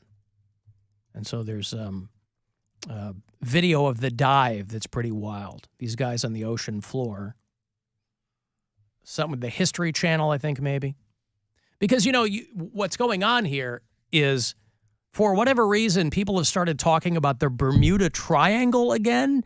Maybe people are just really bored. I don't know. But like when we were kids, now we didn't go anywhere. The Cox family didn't go anywhere. We didn't drive anywhere. We didn't fly anywhere.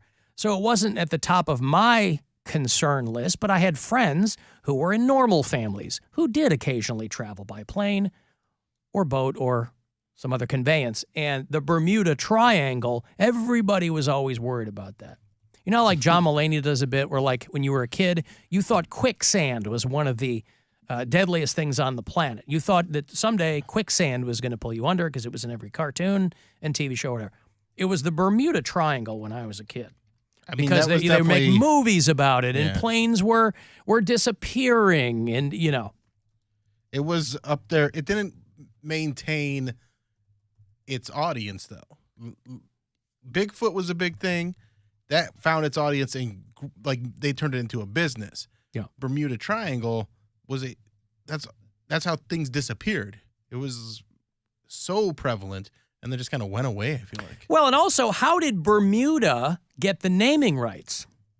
Because you hear some people refer to the Devil's Triangle, but I mean, because it went from, the triangle was like Bermuda to the Florida Keys. That's, Kokomo. Yeah.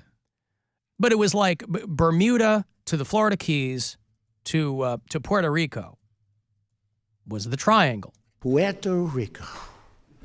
We love Puerto Rico. But you didn't really hear people talking about it for a long time. They were like, oh, why is this place? There were books written and movies, and why is an inordinate number of aircraft lost in this area? And, in the years since, obviously, there's no mystery. There was just, these things kind of happened. And there were all these explanations, like, pirates, or maybe there's a magnetic field or something that, But obviously, as the world advanced and there was more data available, they're like, it's not even in the top 10 most dangerous places on the planet. Because pirates are still very real. We all saw the Tom Hanks movie. Right? Didn't Cody say they came over from Canada? There are Canadian pirates, yes. No, you guys said that. That will come right across the lake and steal your Bratnell run home. into your home in Bratnell. He didn't call them pirates, though. He called them burglars, I thought. Burglars. Sea burglars. Sea burglars. If you're trying to steal like a multi-million-dollar home, why would you not have steal a home? I mean, not a home, but like trying to break into. Are they going to have a series of inflatable barges and they're going to put the home on? They could. Take that for not allowing trick-or-treating, Bratnell. If you break, we're going to steal your home. Ocean's 14. Yep. Most Time of those, we're stealing a whole house. Most of those houses have docks anyways. So huh? Most of those houses You out don't there. know what most of those houses have. Yes, This guy's, we should call him Mr. Most. He always goes to most of those places. I mean, you if don't they know have, what most of those houses have. If they're on the water, they have a dock usually. But I bet you there's a house that's on the water that has no dock whatsoever. They're like, we aren't sailors. We like the view. The nonstop view of the lake. Well, there's a cliff, the boring too, view of the lake. and Right. it takes a lot to build the dock down to the lake. Yeah. So if most of the houses have docks, that in your mind, Cody, ups the likelihood that those pirates will come, as though there are no rich people on the Canadian side to just take your boat over and steal from them. Well, that's why I said it doesn't matter if they're Canadian or American. If you have a boat and you're on Lake Erie, there could be people that come up to your house in the middle of the night and rob you blind and get back in their little boat, and then you'll never see them again. How much can they steal in their little boat? Which sounds noisy, by the way. As you describe it, it sounds like one noisy dinghy. Sure, but they don't know if it's like a neighbor's boat. They don't know if it's just a passerby. Oh, I see what you mean. There are so many people there that have boats. Yes. That they're under cover of... Incognito. Incognito. All right. Well, Ocean's 14, whatever that's going to be. Ocean's 14, Lake 1. Because it's... Okay. Anyway, so the Bermuda Triangle doesn't get talked about much anymore, but maybe I think that this discovery of parts of the Challenger wreckage might be part of some thing over there about the Bermuda Triangle. Something to consider. What was going back to the Beach Boys song, what was the thing with Poundcake and Jamaica? But like, what was the Poundcake thing that was related to that song? I don't know. Well, he thought the song is about Kokomo, Indiana, or something. Oh, yeah, that's right. Kokomo, Indiana. Yeah. I mentioned we had a bureau chief in Kokomo, Indiana, and he goes, "Oh, like the Beach Boys song." Yeah, that's where they're going. Yes, it is. That is the name. Well, there was a Kokomo Park in Oberlin. That's what it was. He thought the song is about Kokomo Park in Oberlin, Ohio. No, I didn't think it was like that. But he thought it was by the Muppets. Yeah, I thought it was by the Muppets. Yeah. That's how I knew it. Right. I thought it was a Muppets. It's a original. generational thing. Yeah. Oh, boy. Down in Kokomo. Right. And they had a little Hermit and Yeah. Kermit, not Hermit. Hermit the Frog is who he was going with. That's right. Get out of my Hermit the Frog. Get off my lily pad. Uh-huh. That's a big hit for the Beach Boys. And I would imagine, by extension, a big hit for the Muppets. Because why not? Who doesn't love the Muppets? So, I don't even think that the Beach Boys wrote that song, but it was a huge song for them. I think somebody from the Mamas and the Papas wrote that song. And I'm sure it was good for the Chamber of Commerce for Kokomo, Indiana. Do you think they started at Mamas and Papas, or do you think they started as like moms and dads or mothers and fathers? And they're like, it just doesn't sound folksy enough. What is it? Well, there was a dude in there that was like banging his daughter too, so that's no good. But It was like the lead singer.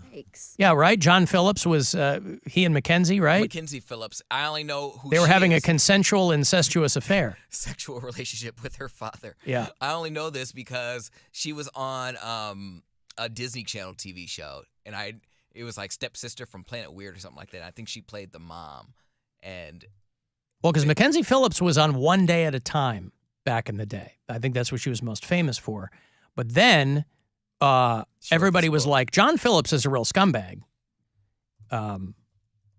because he was having an affair with his daughter. And I think she, a lot of drugs in that band. And after Mama Cass died, everybody went kooky.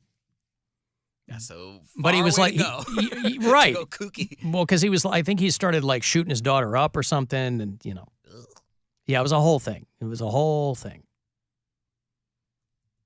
And Gross. Yeah, it was Real really, it gross, was yeah. very, very gross. After he died. He'd been dead for about 10 years. And Mackenzie comes out and goes, yeah, we had a 10-year relationship, a 10-year incestuous relationship. And she was a teenager. There's a lot of drugs involved. And she said, it all ended when I became pregnant and nobody knew who the dad was. So it was like, oh, okay, So wait, well. was it- And obviously she has a bunch of half-sisters. One of her sisters was in Wilson Phillips. And she was like, a lot of her half-sisters were like, this is all made up. And so there was a lot of controversy in that family. But I think the long and the short of it was pretty common knowledge that in one way or another, John Phillips was kind of a scumbag. But anyway, boy, I've really gone off the rails here. I've really gone off the rails. We started with the Bermuda Triangle and we ended up with incest. Is that a go-to destination for people? Like, is that on anyone's like bucket list? Like, I have to go to Bermuda before I die. Is that like a really cool place to go? By the way. I don't know. I mean, I'm sure it is. It's. I don't think it's in the Caribbean. It's like in the North Atlantic. But I I would mean, say it's there's- like in the middle of nowhere. Like, there's nowhere around it. I don't understand how. Like, you can like. I mean, I guess you can land a plane anywhere. They're like they land them in the middle of nowhere for like. yeah, military it bases. is a major tourist area. But Yes, it's like I don't even know how it got out there. It's just an island all by itself in the middle of nowhere. that's what people like. They like the isolation. That's why people go to Fiji and all kinds of But at least Fiji, there's a bunch of other islands around it. Bermuda, there's nothing. It's just Bermuda and nothing else. Well, maybe that's what people like. I'm sure there's Bermudan celebrities. I'm sure there's people who are from there. Isn't that foxy chick from Game of Thrones from there? She's British, but I think she's from Bermuda. It was the one that had to. Oh God, she's cute. She's okay. Yeah, I didn't watch that show. Sometimes they have. She had to do the walk with the chick from Ted Lasso, and they shaved Lena her head. Headey? Lena Headey is from Headey? Bermuda. Yeah. Yeah. I'm pissed. I finished The Crown. Shame. Oh, you didn't. You went too fast. Shame. I went too fast, but I'm like, He binged. Why are you upset? Oh, because you're done with it? yeah, now I'm done with it. Now I haven't. Well, you watched Surviving R. Kelly 15 times. Why don't you rewatch The Crown? Yeah, but that still has. I still get emotion when I watch Surviving R. Kelly. The Crown is just like, all right. What I emotion still do you get get? emotion. It's still- It's called sexual arousal. It's not Is sexual the emotion arousal. that he gets. I still get the disgust. I'm like, oh my gosh, I can't believe he got away with that for so long. People are crazy. And I just have my snack and I eat. But like The Crown, I'm just like, all right, I watched it. Now what else? This is with Charles and Diana. Yep. And I'm not gonna give it away, but like We know what happened. It's historical. Give it away. But no, She's it's- kind of dead. She is kind of dead, but like they don't cover. Did they it play in this fast season. and loose with the facts? Because what I read was that they were not going to dramatize her death. They are going to, but they're Not gonna this wait. season. Yeah, they're gonna wait. That's a teaser. I guess so. That's what I'm saying. I didn't want to do it like a spoiler alert, but I was like, oh my gosh, let me prepare myself. I took a whole day. I was like, I need to take a walk. I need to detox. I'm like, I was really into like. Spoiler alert. Princess Diana gets killed. I know, but like they cover her whole life, like her life at that time and what she was going through, and she was being bugged and all the harassment that she was getting. So I was like, oh wow, this is really gonna hit me like a ton of bricks. I didn't know her like that. Like she died in '97. I was like 5. So I would have thought you would have been caught up on the whole saga by now. They got Dominic West playing Prince Charles? Is that the deal? I like that guy. Yeah, I don't know. He's good. Yeah, I don't know. I don't know who the characters are. I just know The guy playing Prince Charles. Okay. I think the actor is Dominic West. Yeah, Diana's spot on though. Yeah, Elizabeth Debicki. She's foxy. I like her a lot. And they just give her that mom haircut and you go, boom, instant Boom, Princess Diana. I could never get over the mom haircut for Princess Diana because she just looked like my mom. And so I was just like, when people are like, oh, she's so beautiful. I'm like, with the worst haircut, I can't, I never saw the beauty. Because never- the haircut Well, it was very so much bad. of the time. She kind of Yes. had that short, feathered, Poofy. kind Yeah. of the Dorothy Hamill kind of Yeah. thing. Was not something that even as a kid, even though it was of the time, I'm like, I don't think that looked good. The It was only bad. connection I had to Princess Diana was that I was super into Beanie Babies. And when they released her like limited edition purple Beanie Baby that came in like a preservation box, Mm-hmm. it was super hard to get. And Yeah. that's what all that anybody at school would talk about was if you had the Princess Diana Beanie Baby. So for me, it wasn't even like, oh, a princess has died. It was, how do I get this Beanie Baby? Princess Her Diana. death has allowed us to have a very significant Beanie Baby. That's Right, right. that's exactly what it was. She didn't die in vain. I mean, I was like 8. Right. You know what I mean? Yeah. Right. It And was the you were- most important thing to me was Beanie Babies. Right. I had hundreds of them. And there was also adults that felt the same way as you, but they're like, man, boy, it's sad that she's dead. But I need that I Beanie need that Baby. collectible Beanie Baby. Yep. Her life, also limited edition. The All people of who them got, are. All of them are, yeah, Alan. there were people who were convinced that the Beanie Babies were going to be their retirement, Oh, yeah. that they were just going to keep climbing. Apparently, people who had zero history with collecting anything. Best picture on the internet is the divorce where they're Yeah. splitting up their Beanie Babies. I love that picture so much.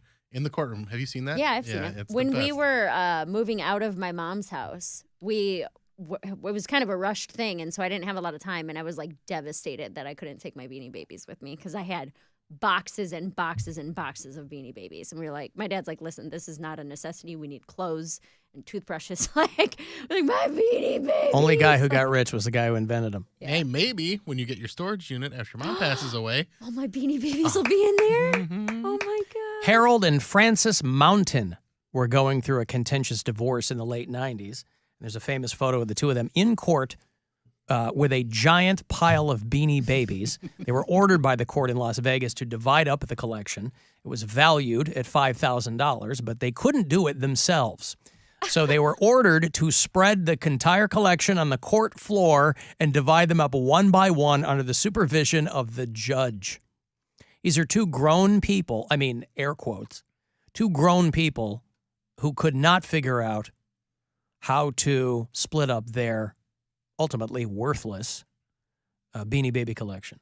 There are probably a couple that are worth something. Like that Princess Diana one. Yeah, I mean, things are only worth what somebody's going to pay for them. There was a few commemorative ones that came out like over the course of the craze. I remember because they each had birthdays on them. So each Beanie Baby was born on a different day. Yeah. And my birthday which is November 25th, coming up here. My Beanie Baby. Care of it. Nobody has to get or anything. I took care of it for everybody. Just saying. The Beanie Baby that shared my birthday was a spider, and I hated spiders. And I was like, this is so stupid. I can't even have a cute Beanie Baby because mine's a tarantula. Very upset. There are a handful that are worth something to this day because of the rarity. There's a striped fish Beanie Baby. Is it like black and yellow or black and orange? Yes, like the Wiz Khalifa song. Yeah. It's worth about $129,000. Woo! Yeah, a lot of these are worth six figures because they're very, very rare. I want to see if I had any. A trio of rare pandas could get you around $98,000. I've got to take a break here. I will have another $1,000 for you on the way at 4:30. I'll also have, because a couple people have asked, want to go see the band Skillet. Terrible name for a band, but they're pretty good live. They're coming through with Theory of a Dead Man. They're going to do a show in March at the Agora. So if you've been hitting me up for Skillet tickets, I will have these right after the break. If you want to text 35192, and we'll be back. This is the Alan Cox Show. Everywhere on our free iHeartRadio app or whatever smart device you have. Just tell it to play the Alan Cox Show on iHeartRadio. WMMS weather. Overnight, mostly cloudy, a low in the upper 20s. Tuesday, a slight chance of snow in the morning, then rain showers, a high in the low 40s. Wednesday, chance of snow in the morning, changing to rain, a high Wednesday, mid-30s. This report is sponsored by the Ohio Lottery. Start your week out with a bang and play Powerball on Mondays, too. With Powerball drawings on Mondays, Wednesdays, and Saturdays, you have 3 chances to win big every week. Tonight's Powerball jackpot is $59 million. Get your Ohio Lottery Powerball tickets today. Check out the all-new Mazda of Kent, MazdaKent.com. Slow internet is nonsense. Your business needs Spectrum Business. Thousands of independent tests confirm Spectrum delivers the fastest internet speeds in the nation. That's right, Spectrum delivers the fastest internet speeds in the nation. Switch to Spectrum Business today. You'll get proven fast internet and save money. That's no nonsense. That's Spectrum Business. Learn more at spectrum.com/business. Internet speeds based on analysis by Ookla Speed Test, intelligence data, U.S. media fixed download speeds for Q3 2022. When the weather outside turns frightful and the temperature in the house is less than delightful, running that old furnace is going to cost a ton of money if it lasts. So get ahead of the game and save on your utility bill with a tested, trusted, tough, high-efficiency gas furnace from your local Rheem dealer. Visit Rheem, that's RHEEM.com, to find a local expert that will guide you in making a cost-efficient, family and earth-friendly investment. Say goodbye to frightful and hello to delightful comfort with Rheem, the new degree of comfort. Sometimes the holidays can turn awful, so pour on the delightful for all with refreshing Italian Riuniti wine. Like when Uncle Roy asks, "Who are you voting for?" Keep it chilled with a cool glass of Riuniti. When Cousin Mike overshares, Oof, did I tell you about my colonoscopy? Counter it with the joyful fizz of 1,000 tiny bubbles. When Nana starts her lightning round of questions, "You still single? Is that a tattoo?" Ease it all with the drinkability of Riuniti. For years, Riuniti's semi-sweet fizz turns holiday awful into holiday delightful. Imported by Frederick Wildman & Sons Limited, New York, New York. Campaign financed according to EU Reg 1308-2013. Please drink responsibly. Gimme Metal is the world's best free online metal radio station and interactive community with music curated and hosted by legendary metal musicians. Welcome home, metalheads. To listen 24/7 anytime, anywhere, download the Gimme Metal app free from the App Store or Google Play. Did you know your home equity is one of the most affordable ways to borrow? Hi, I'm Mark Stefanski, Chairman and CEO of Third Federal, and it's true. The rate on a home equity line is less than a credit card, a personal loan, and even a car loan. And unlike a cash-out refi, with an equity line, you get to keep your current low mortgage rate. You only pay interest on what you actually need. Plus, at Third Federal, you don't pay any closing costs. So use your Third Federal home equity line of credit for whatever you want. Remodel your kitchen, pay for college, or even a family vacation. So go for it. Lock in today's guaranteed lowest rate and get as much as $200,000. Right now at Third Federal, get the guaranteed lowest rate on an equity line of credit of prime minus 0.76%, currently 6.24% APR on balances of $50,000 and over. For balances under $50,000, the rate is prime minus 0.26%, currently 6.74% APR. Apply online or call 1-800-3RD-FED. See details for guarantee at thirdfederal.com. Restrictions apply. Rates subject to change. Equal housing lender. Ohio, DraftKings Sportsbook is coming. To celebrate, all new customers will receive $200 in free bets. Plus, 5 lucky customers will win a $100,000 free bet. That's right. DraftKings Sportsbook is giving you $200 in free bets just for signing up today. No deposit required. Plus, you'll be entered to win a $100,000 free bet when you sign up. Download the DraftKings Sportsbook app now and sign up with the code BUZZARD to get $200 in free bets to use once mobile sports betting hits Ohio. Plus, 5 customers will win a $100,000 free bet only at DraftKings Sportsbook with the code BUZZARD. Gambling problem? Call 1-800-589-9966. 21 and older. Physically present in Ohio. Eligibility restrictions apply. See terms at DraftKings.com/sportsbook. Subject to regulatory licensing requirements. 1 per customer. $200 issued as 8 $25 free bets. No purchase necessary for sweepstakes. Void where prohibited. Ends first day. DraftKings is allowed to operate in Ohio. See terms at dkng.co/OH. Hey, Roman, did you download Mr. Hero's mobile app yet? I sure did. Customers can treat themselves to both of us for the price of one. They just need to download the app for the BOGO offer. Hot Buttered, we really do go better together. Mr. Hero, it's a taste you crave. It's here. Diamonds Direct's amazing pre-holiday store-wide sale. This weekend, 3 days of extra savings store-wide. That's an extra 20% off all earrings, all bracelets, all bands, all pendants, all fashion jewelry. Virtually everything in every case is on sale. The lowest prices of the year. And your last chance for store-wide savings before Christmas. You can't miss this. Engagement rings on sale. Eternity bands on sale. Exclusive designer jewelry on sale. Details at diamondsdirect.com. Friday, Saturday, and Sunday only. And only at Diamonds Direct. Your love, our passion. Mr. Clean, Mr. Clean. Of course I use Mr. Clean Magic Eraser to clean tough messes off my stovetop and bathtub. But then I discovered I can also use it to easily clean my patio furniture and even my shoes. I'm hooked. And when wipes won't cut it, I use Magic Eraser Sheets. They're thin and flexible erasers, perfect for everyday messes, like gunk on my counters and sinks. They really are magical. The reviews are in. Mr. Clean Magic Eraser and Sheets make cleaning look easy. AAA members enjoy valuable benefits and services every day. Right now, gift memberships are 50% off, and you can add up to 3 eligible family members for free. Visit your local office or AAA.com/gift. That's AAA.com/gift. Anticipation is building.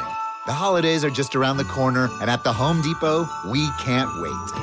With Black Friday savings all through November, you can count down to Christmas early with a Santa Countdown Inflatable Special Buy, only $69.98. Or anticipate when friends and family come to visit with an entrance full of LED lights that will welcome them and the holidays with open arms. Get the holiday magic started early. The Home Depot, how doers get more done. Hey, it's Alan for Window Nation. This time of year, it is no welcome development when we go from kind of a false sense of security going, hey, it's 70 degrees, this is great, and then it's 25 the next. If you need new windows in your home, Window Nation is basically cutting the price in half. They will give you 2 free windows for every 2 you buy. Every 2 you buy, they will get 2 free ones. No limit on that, and no payments at all until 2025. If you want to redo your whole home with Window Nation windows, let's run a pair of Cavs tickets too. So start at windownation.com/Cavs. There's a big get a quote button there. You can look around, see what style, size is going to fit your home the best. You want to call and talk to somebody, you can do that. Make sure that you give them my name. Say Alan Cox was talking about it. 866-90-NATION. These are expertly installed. They look awesome. They're made here in Northeast Ohio. Super energy efficient, which is a big plus, obviously. And they'll give you 2 free ones for every 2 you buy, and no payments until 2025 on brand new Window Nation windows. 866-90-NATION. Say Alan Cox told me about it. Or go to windownation.com/Cavs. Proud partner of the Cleveland Cavaliers. When you use Bounce dryer sheets and your clothes look amazing, it's the sheet. Less static in your life? Yeah, it's the sheet. Smelling fresher than ever? It's the sheet. Oh, so soft fabric? Ooh la la. It's the sheet. Less wrinkles on your clothes? You know it's the sheet. Bounce dryer sheets. More freshness, more softness. Less static, less wrinkles. It's the sheet.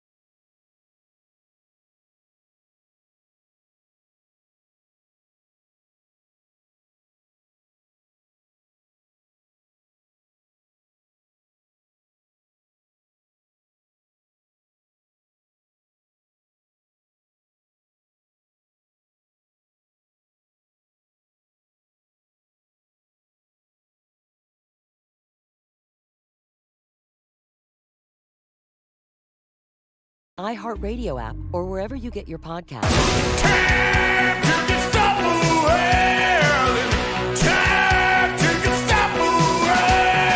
All right, I want to go see the band Skillet. They are doing a 2023 tour along with a special guest, Theory of a Dead Man. For those of you who have been asking me about these tickets, here they are. The show goes down Friday, March 3rd at the world-famous Agora. So you can get tickets, info, all that, agoracleveland.com. Skillet, I think they're from Memphis. And Theory of a Dead Man, Friday, March 3rd at the Agora. Caller 10. These are yours. Good luck. 216-578-1007 or 800-348-1007. The Alan Cox Show reminds you, don't text and drive. Unless that text is, hey, Mom, who was the drummer for Supertramp? That can't wait. 100.7 WMMS.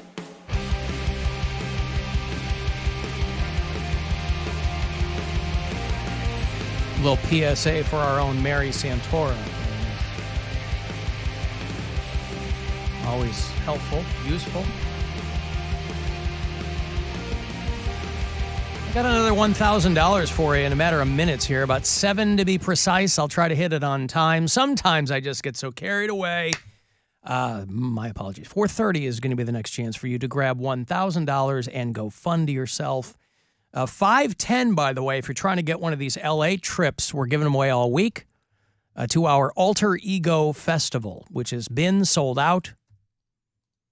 But the tickets for you, fly you out, put you up, you and a pal, airfare, hotel, the whole bit for our Alter Ego Festival. Who's on the Alter Ego Festival this year? I don't have the information in front of me.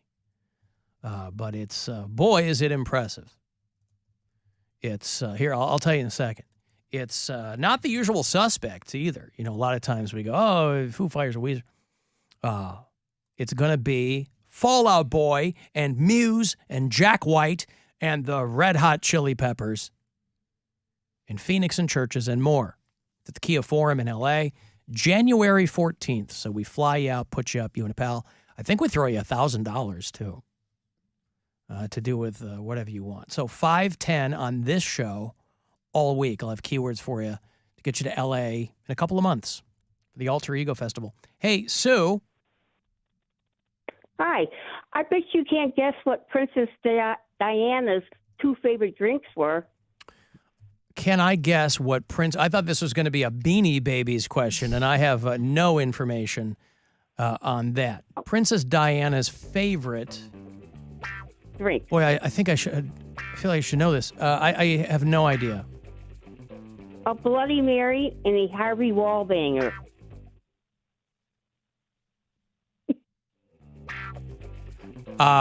Sue is cracking herself up for, listen,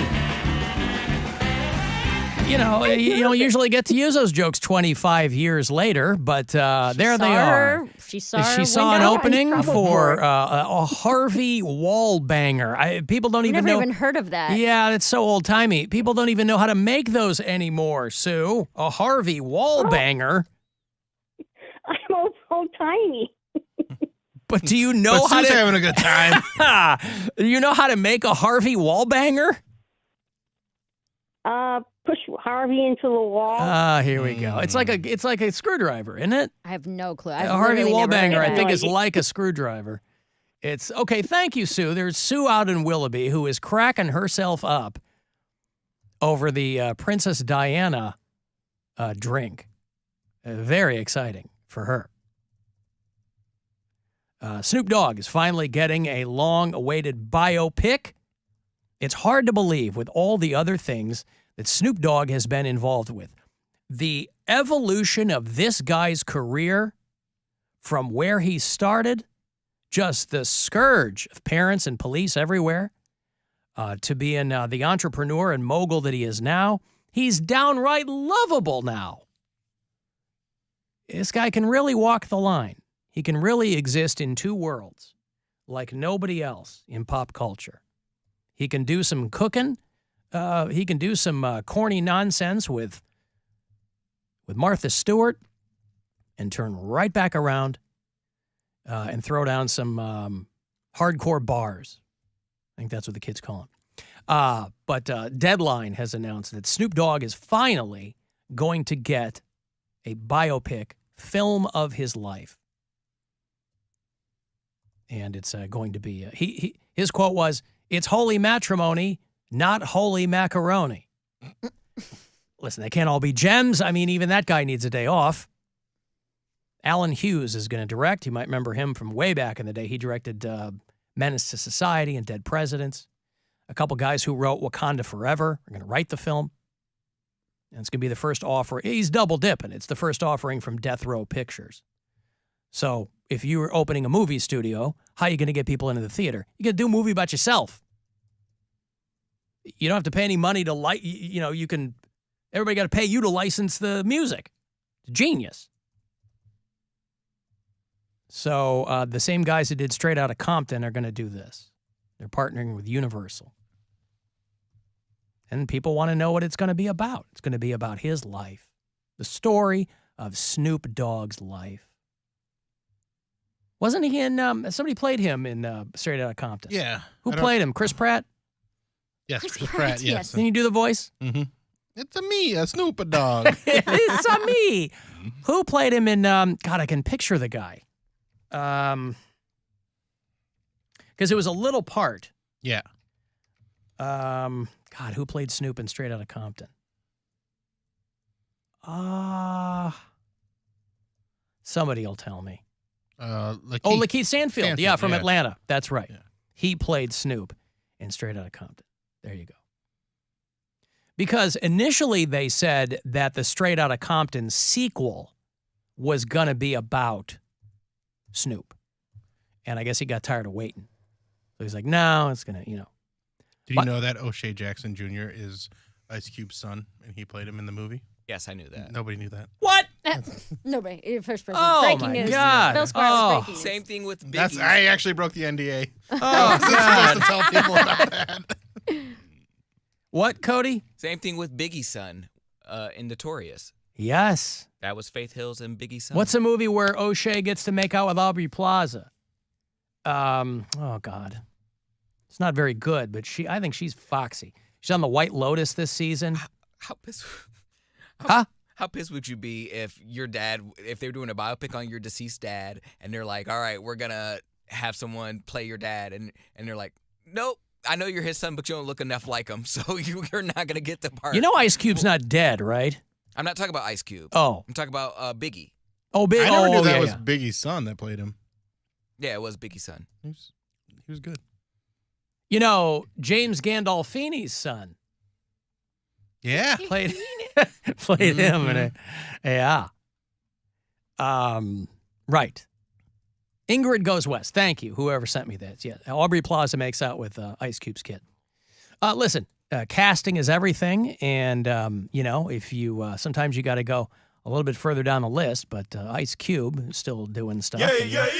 Making movies. Are we there yet? Part 8, probably.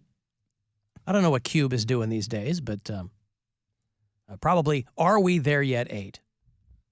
Alan, how the hell did Poundcake take an oceans class and he doesn't know how Bermuda ended up there? I heard from a couple of listeners who lived in Bermuda for a while. It's very small, very expensive, but it's gorgeous. It's a beautiful place to live. I doubt it's gorgeous, but you're all alone. You're just 700 miles due east of the Carolinas. Yeah, but some people want that. I mean, it's not like it's not like it's a jungle where there's nobody there. I mean, there are people who live there. It's got a community. Do they have? But you were like, I don't know how it even got out there, is what I believe what you said. And you took an oceans class. Okay, yeah, and I forget. Didn't you study tectonic plates? Yes, and I did. Pangea? Did you study all that? I believe so. It was a 6-week course, so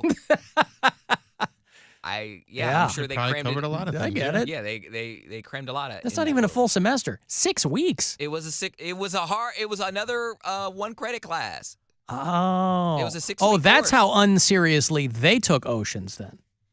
I think I took Oceans 101, but they have upper level ones for people who Where you can learn more about the oceans. They're like, Well, it's we're going to tell, this is 101, all right? We're just going to, if you will, dip our toe into the subject. You're not going to learn everything.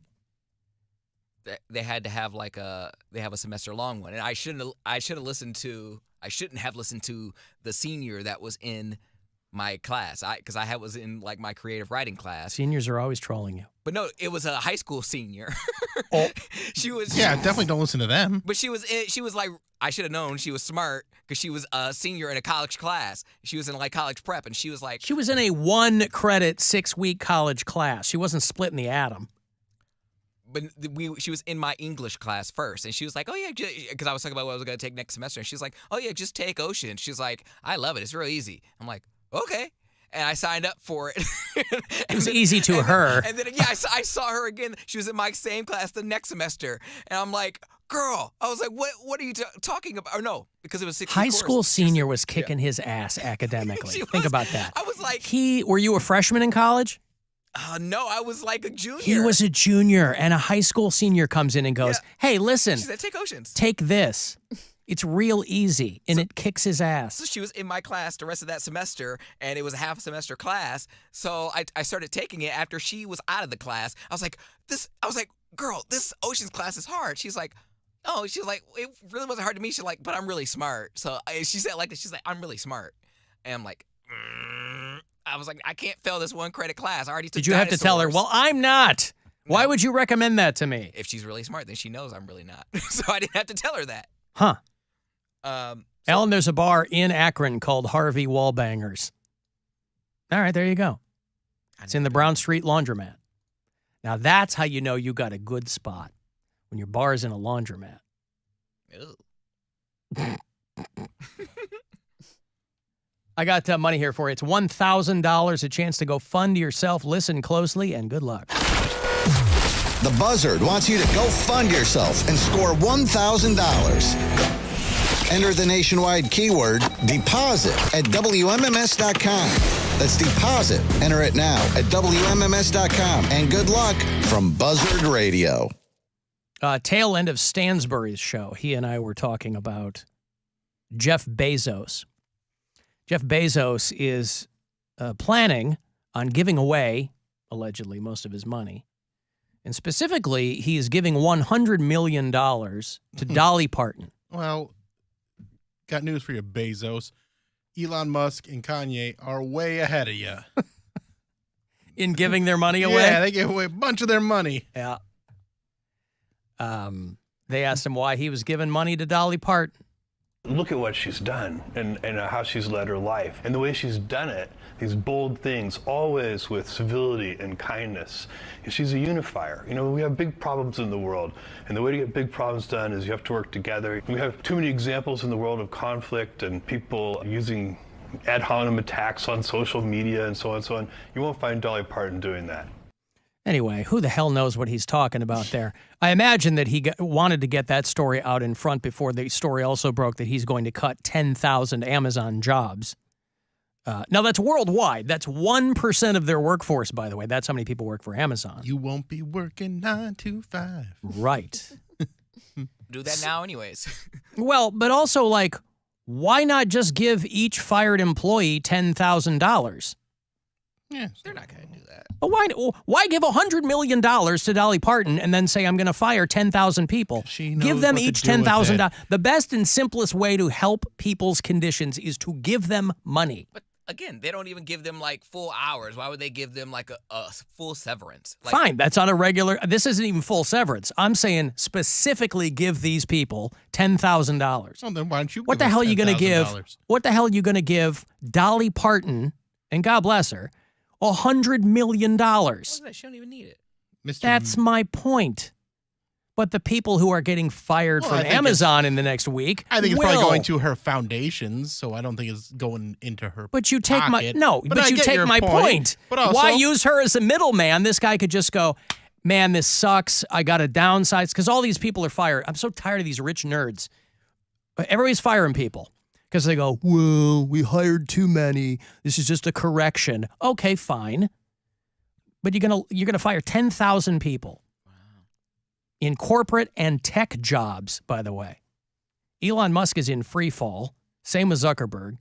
Bezos isn't in danger of, losing. Amazon's doing just fine. But he's like, oh, we're not selling as many Alexas as we were.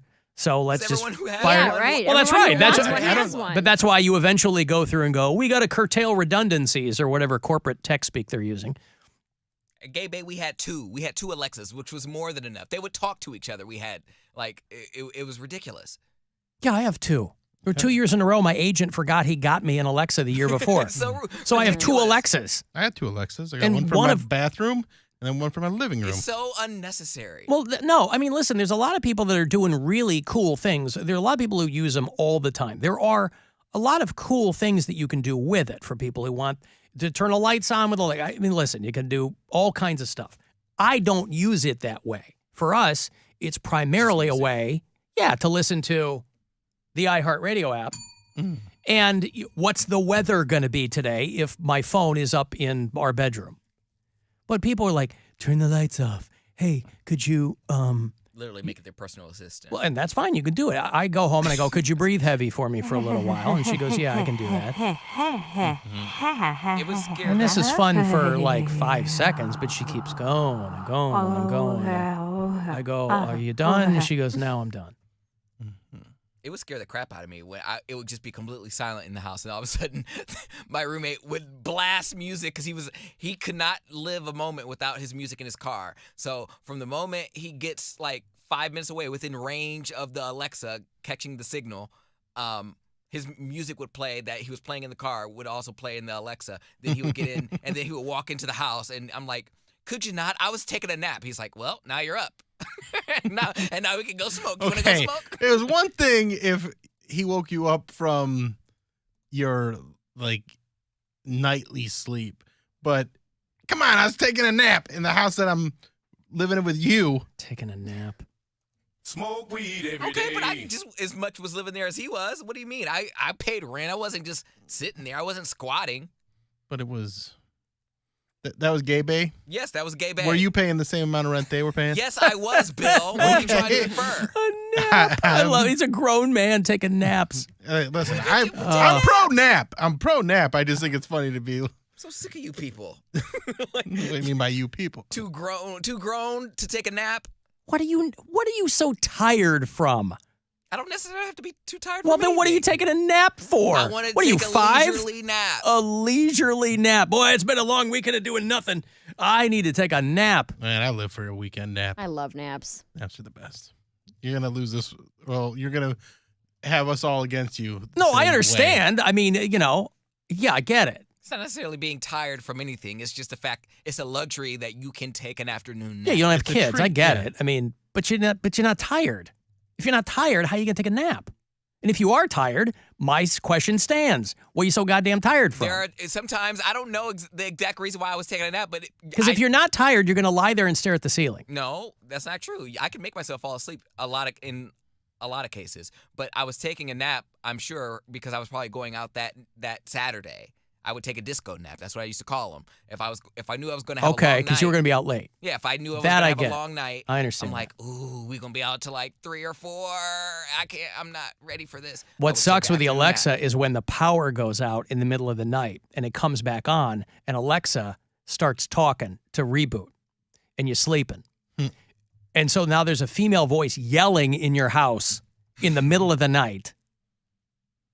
Piss myself when that happens. They go, oh, what the? Who? Gwen's like, it's Alexa booting back up. Oh, all right. She goes, go back and take a nap. I go, it's 3 a.m. Night nap. I like to take a nice long night nap. Going back to sleep? Yeah, no. From 11 to 6, I take a nice night nap. What did you do? I banged my knee on the thing. Stop banging your knee. I didn't do it on purpose. Mary. I know. Anything for attention, that one. God. Just a mess. Just a total mess. I've got to take a break. If you want to text 35192, AlanCoxShow.com. You can watch live, listen anywhere. And send messages, if you like, on the iHeartRadio app. The Alan Cox Show. On 100.7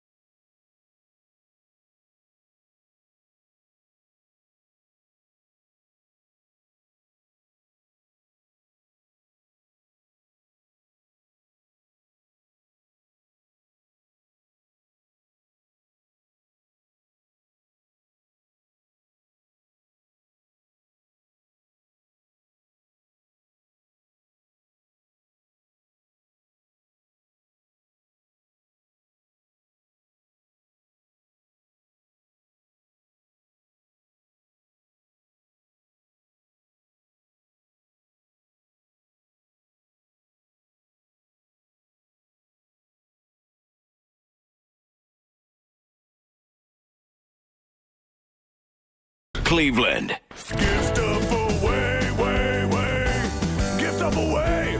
Wow. All right, I want to get yourself some tickets for your Cleveland Monsters. You get a 4-pack of tickets right here. They're taking on the Rochester Americans. December the 3rd, just a couple of weeks away at the Romo Fijo. It's Grown? The game night? Grown or Crown? It's some kind of night with the Cleveland Suburban Hockey League, dedicated to provide a competitive, well-managed hockey league to its member blah, blah, blah. ClevelandMonsters.com. If you want the details on it. 4-pack of tickets for December the 3rd. Monsters against the Rochester Americans downtown. Some cold steel on ice. The Car 10, good luck. 4 tickets. 216-578-1007 or 800-348-1007. It's just too bad. The Alan Cox Show. Something like this comes along and It's never too late to ruin your day. totally ruins it all. 100.7 WMMS. When I get to LA, I'm going to have one of those trips for you in about 20 minutes, right before my next break. Keyword for our Alter Ego Festival with the Chili Peppers, and Muse, and Fall Out Boy, and Phoenix and Churches, Jack White. It's January 14th at the Kia Forum in LA. We send you and a pal out there, fly you out, put you up, get you tickets to the whole thing, and give you $1,000. I believe that's in there too. So 510 with me all week. I think you get another shot. Well, you get a chance with Rover and Stansbury, I believe. Not sure when those are, but they'll tell you. But 510 with me all week for our Alter Ego Festival. Hey, Sam is in Seattle. What's going on, Sam? Not much, Alan.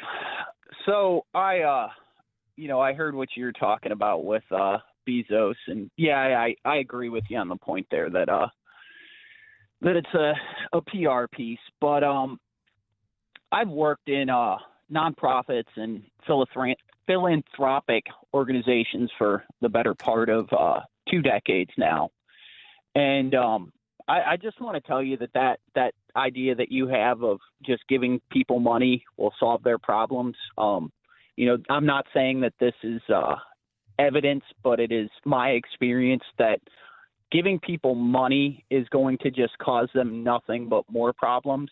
I would say probably 70% of people, if you gave them $10,000, they will be worse off after you've given them that money and they have had time to spend it and grow accustomed to what that. Yeah, but Sam, I'll defer to your experience in the philanthropic sector, but all of the data says the exact opposite of what you're saying. Look at the United States, for instance, during the pandemic. Poverty in this country went down, but it pretty much stayed the same in every other country because we were giving people money. So these organizations, and I don't know which ones you work for, but those organizations that, funnel their donations directly to people because the organization itself doesn't have a lot of overhead, those programs are extraordinarily successful in getting people out of. And I hear what you're saying about poverty being reduced. Actually, I'm not aware of this study. I'd love to see this, but you talk about it bringing people out of poverty. I mean, the majority of Americans these days, though, more of them are closer to that threshold than ever. Because of the amount of money that's been given away, the inflation that it's had. Well, it's not much bigger. Yeah, it's not always the best suggestion. Cash can't buy everything, obviously. But all I'm saying is that there's no evidence to say that giving it directly to people does not help. In a lot of situations, it absolutely I'm 100% with you there. That the one organization that I work for in particular, we do as much as we can to directly, like myself, I work voluntarily for that organization. Right. I've done well for myself to where I don't need any more money.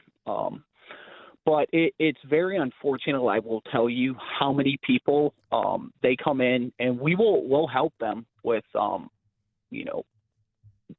almost any expense they have within reason. But we ask them to do some financial counseling with our organization, and it's astounding the number of people that are just financially illiterate, and even after being made aware of that, hey, you probably shouldn't buy these things on 25.5% interest on your credit card, much less take out a car loan. But did you take into account that I want them? Well, of course. I mean, everybody wants nice things. We live once. I mean, like I said, yeah. I mean, you only live once, but YOLO. Do you want to live You're not even happily, or do you want to live comfortably? I want short bursts of endorphins from buying things. Sam, way America was built. Sam, all I would say is that Bill, have you tried crack yet? You would love it, man. Dude, I can't wait. But Brown's got to win a Super Bowl. Yeah, that's on Mary's bucket list if there's a meteor coming. And Or if it'd be I a lot get of cancer. A or lot of something, crack. yeah. Cancer equals crack. Okay, hey, listen, thank you, Sam. I don't want to go back and forth with you for another hour and bore everybody, but I appreciate the call, pal. Let me give you a quick crack story. We actually did help out a guy the last year. He actually thought that he was terminally ill and decided he would smoke crack cocaine. And it turned out that he was not terminally ill. And, he is now hooked on it. He's tried it for the past year just once. So Crack fact! All right, thank you, Sam. There's Sam out in Seattle, Washington, with a very, very valuable crack fact for us. Crack fact! Right. Oh, God. Speaking of Washington, Sam was calling there from Seattle. And also on the West Coast. Let me find this story.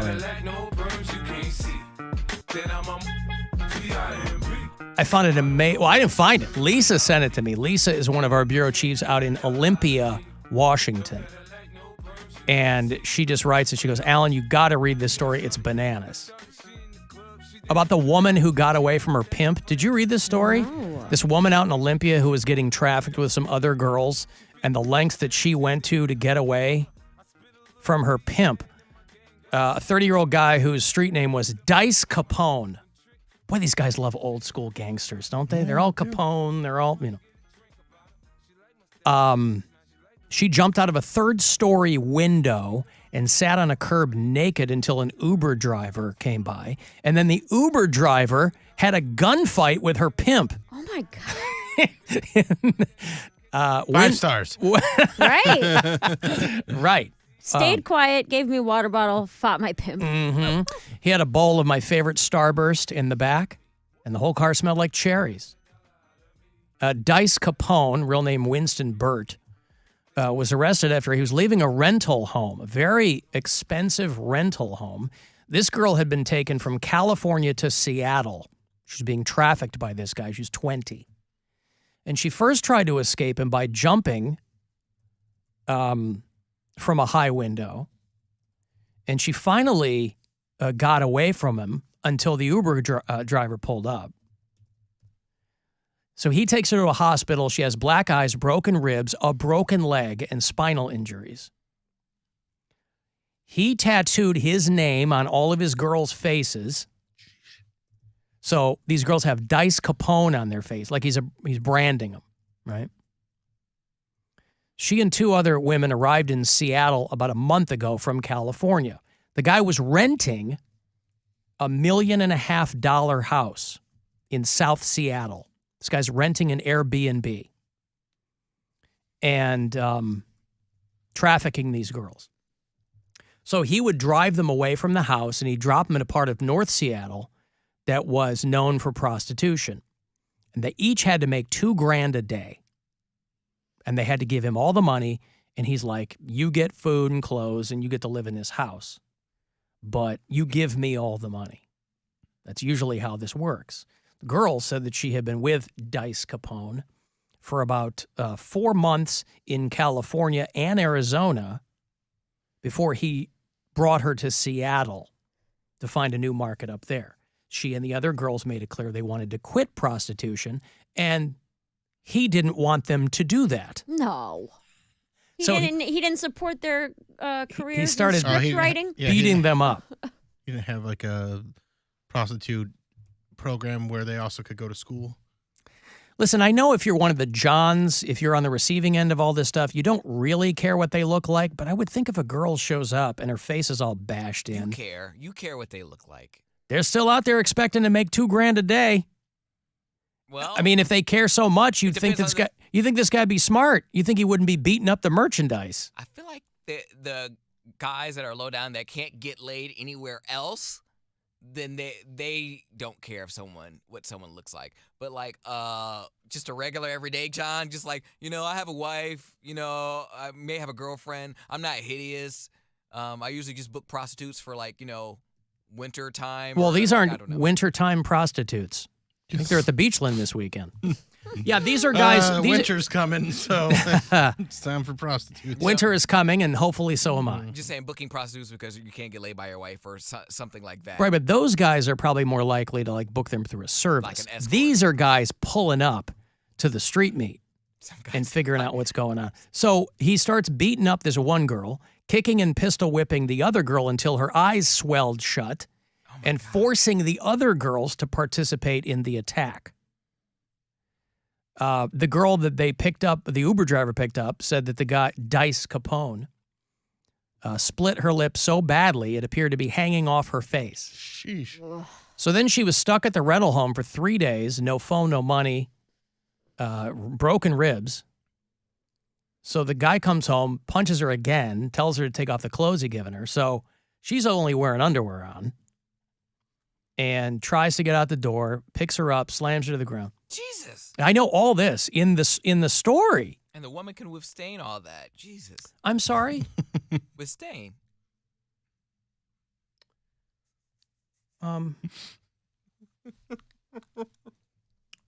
What? Is withstand not a word? You tell me. I'm guessing no. Withstand. Oh, that's what it is. Withstand. One wheel. Oh, withstand. You blow it! I know what you were trying to do. What's the word? Sustain. Or, yeah, he was combining two words. Yeah. He was creating his own word. He's done this before. Yes. Withstand and sustain. Correct. Both appropriate. Yes. Both contextually correct. He created his own portmanteau. Withstain. She can withstand the injuries. Or she can sustain them. He has gifted us with 2 potential new words. So he has doubled the available words. Withstand, sustain, withstain, sustained. He has done. Listen, language is fluid. Half of us we've come full circle with emoji, and now we're I can't even talk now. He's melted my brain. We're communicating back with hieroglyphics again, right? So he has actually done us a favor. Incredible. Withstain. Withstain. It is amazing what women can withstain. It is. We do a lot. They We're very really tough. do. Yeah. Very tough. Anyway, this girl jumps out of a 3rd-story window wearing just underwear, and the other girls come out and go, no, she's fine. She's off her meds because they don't want to get their asses kicked by this guy.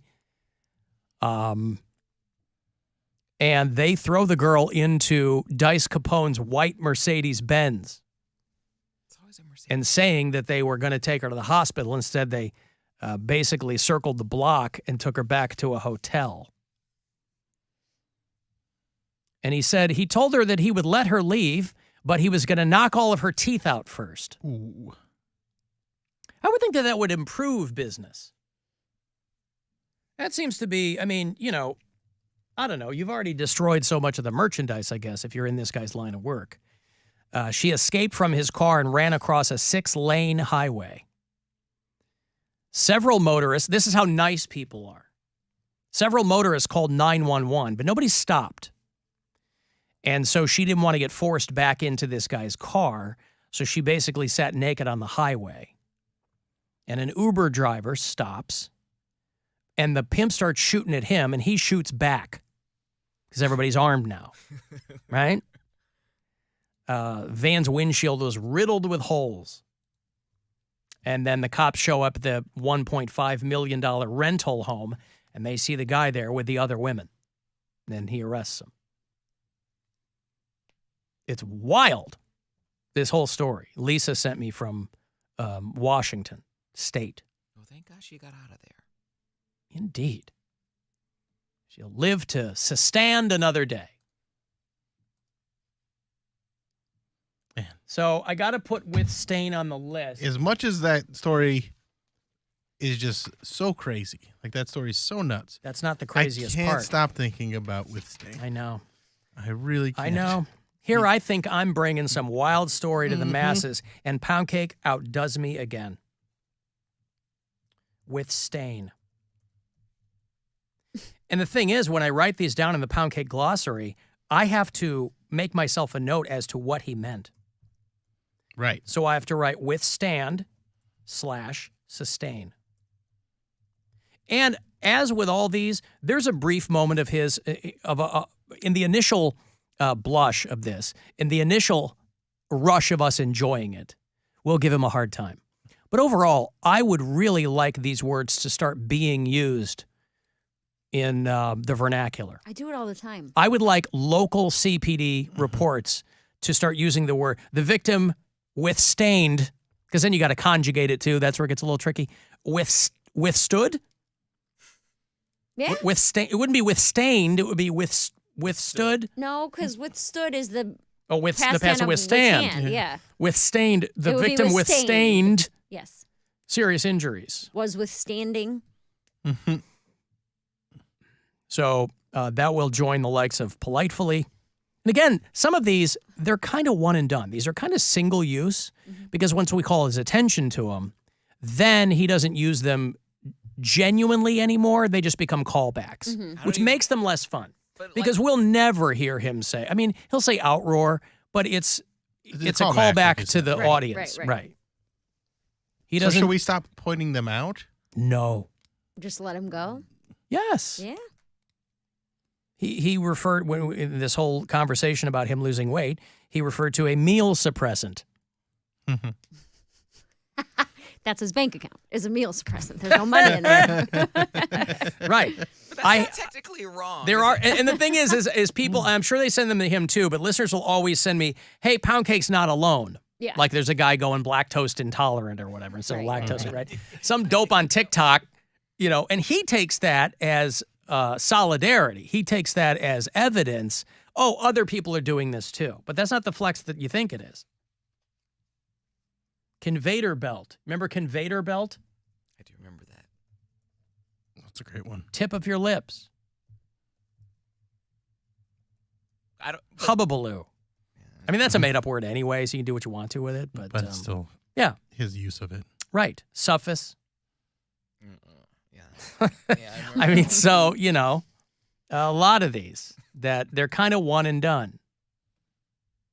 We don't hear him say, a lot of things we don't hear him say anymore. We don't hear you say coffin skate anymore. Coffin skated. They coffin skated my... Coffin skated. And again, that's another word that some dope will show up on TikTok and he'll go, see? I told you it's real. As if that... Right, we know it's real. But still. Coffin skated. Yeah. Someone's going to have wheels on their coffin. They're like, hey, man, Poundcake's not wrong. On their coffin? Maybe like a pro skater. Yeah, like Tony Hawk. Oh, right. He'll be coffin skating. Right. 3 wheels. Right. Coffin Petronome skate or was die. on there. Coffin skate or die. Authenticality. But I don't think the last thing I added to the list was lactose intolerant. So it's been a while. It's been a minute, yeah. Yeah, it has. So thank you for withstain because hopefully it'll start getting used. Because it sounds like a word the more we say it. It sounds like it is a real word. He made a word. Yeah. Just because it's not out there, everything's made up. Every word's made up. Right, but it's... Until more people start using it, and then they go, oh. This one I think is going to catch on. This is going to be his Romo Fijo.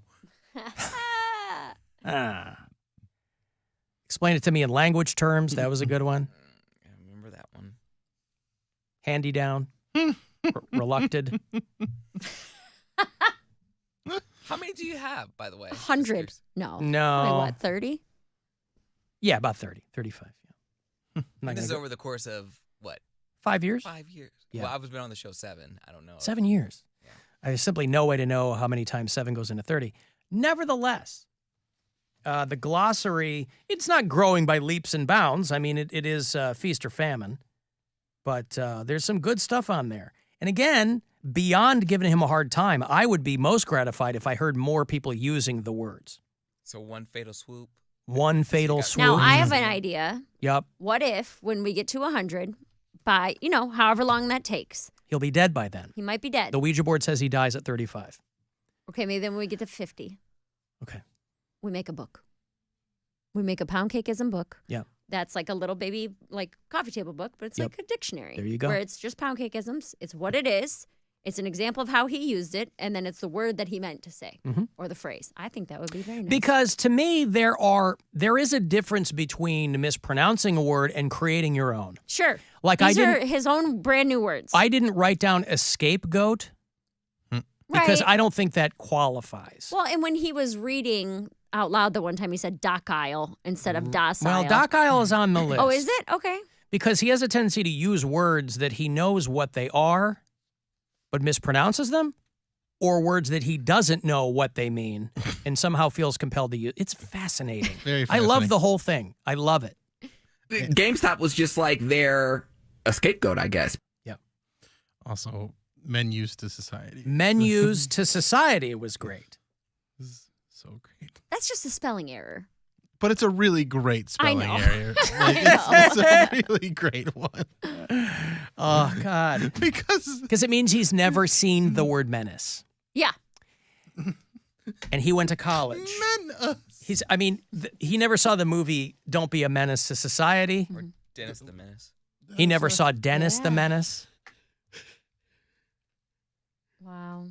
Objection, Your Honor. Withstained. There you go. That's how we can use it. Bag mitten of sound and mind. I, Cody Allen Brown, of sound and mind. Well, he has. Oh, Siri Say- said, what? here's some information. Cody Brown. Shut up, Siri. Cody Dion Brown is an American football linebacker. That's right. That's what we're talking about. Alan, you did gloss over Poundcake saying that Biggie and Faith Hill had a kid. I know he meant Faith Evans. Faith Evans. Okay, that was my bad. That's why I glossed it over, because that's the thing. I know what he means. I get it. I got to take a break here. I will have, there's a movie coming out called Violent Night. David Harbour from Stranger Things it's basically like Die Hard with Santa. So it could be awesome or it could be terrible, but who cares? We're going to do a screening of Violent Night the Tuesday after Thanksgiving. So November 29th, a couple of nights before it's out in theaters everywhere. So if you want to go see Violent Night, maybe you've seen the trailer. If not, take a minute and check it out. I'll have a couple of passes for you for that coming back. And then 5:30 is that next chance for you to grab some money. Another keyword to go fund yourself with $1,000. Now, your chance at a trip to our 2023 iHeartRadio Alter Ego. Text the nationwide keyword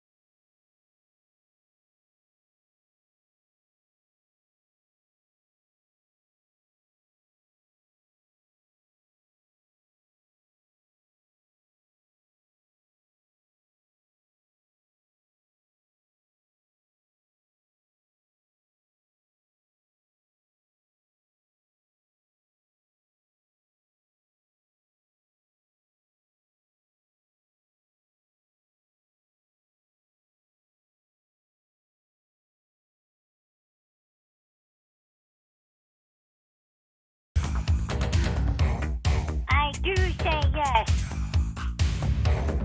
I've said yes to doing track. I've said yes to being in the play. And I've said yes to several things. I do say yes.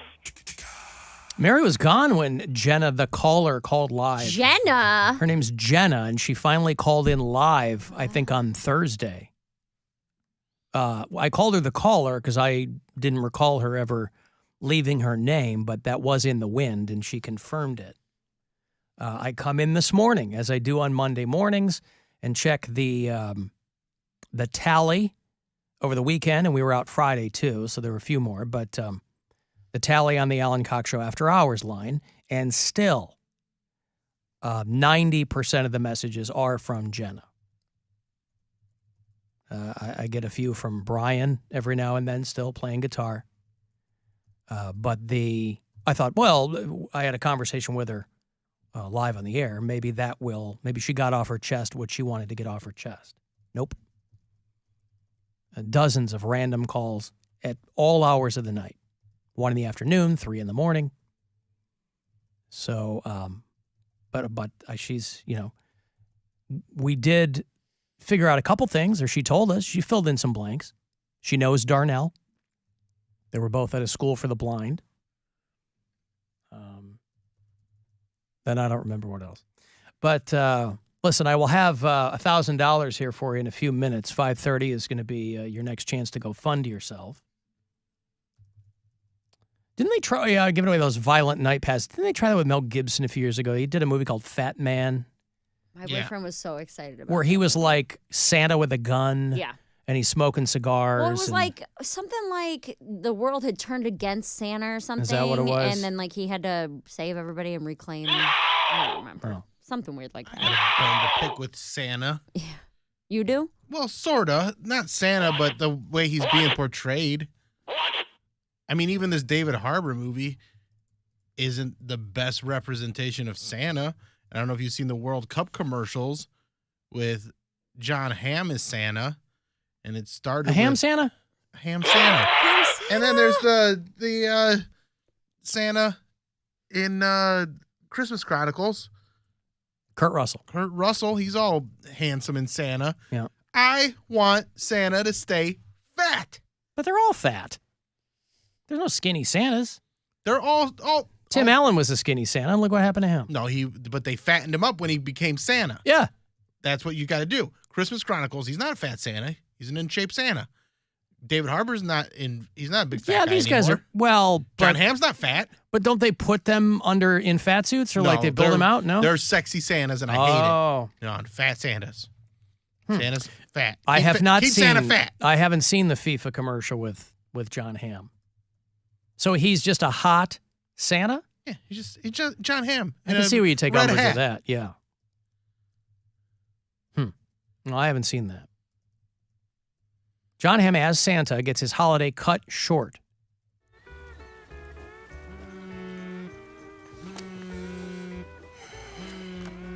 You know, it says out of workshop for a reason. I'm so sorry to bother you, boss, but something's come up and it's kind of a big deal. What is it? Oh, he's Santa on vacation. So he's got like gray short hair, but like a big bushy beard. Yeah, but he's not. Have you ever heard of the World Cup? Well, they moved it to the holidays. Wait, like the actual World Cup? To the holiday season?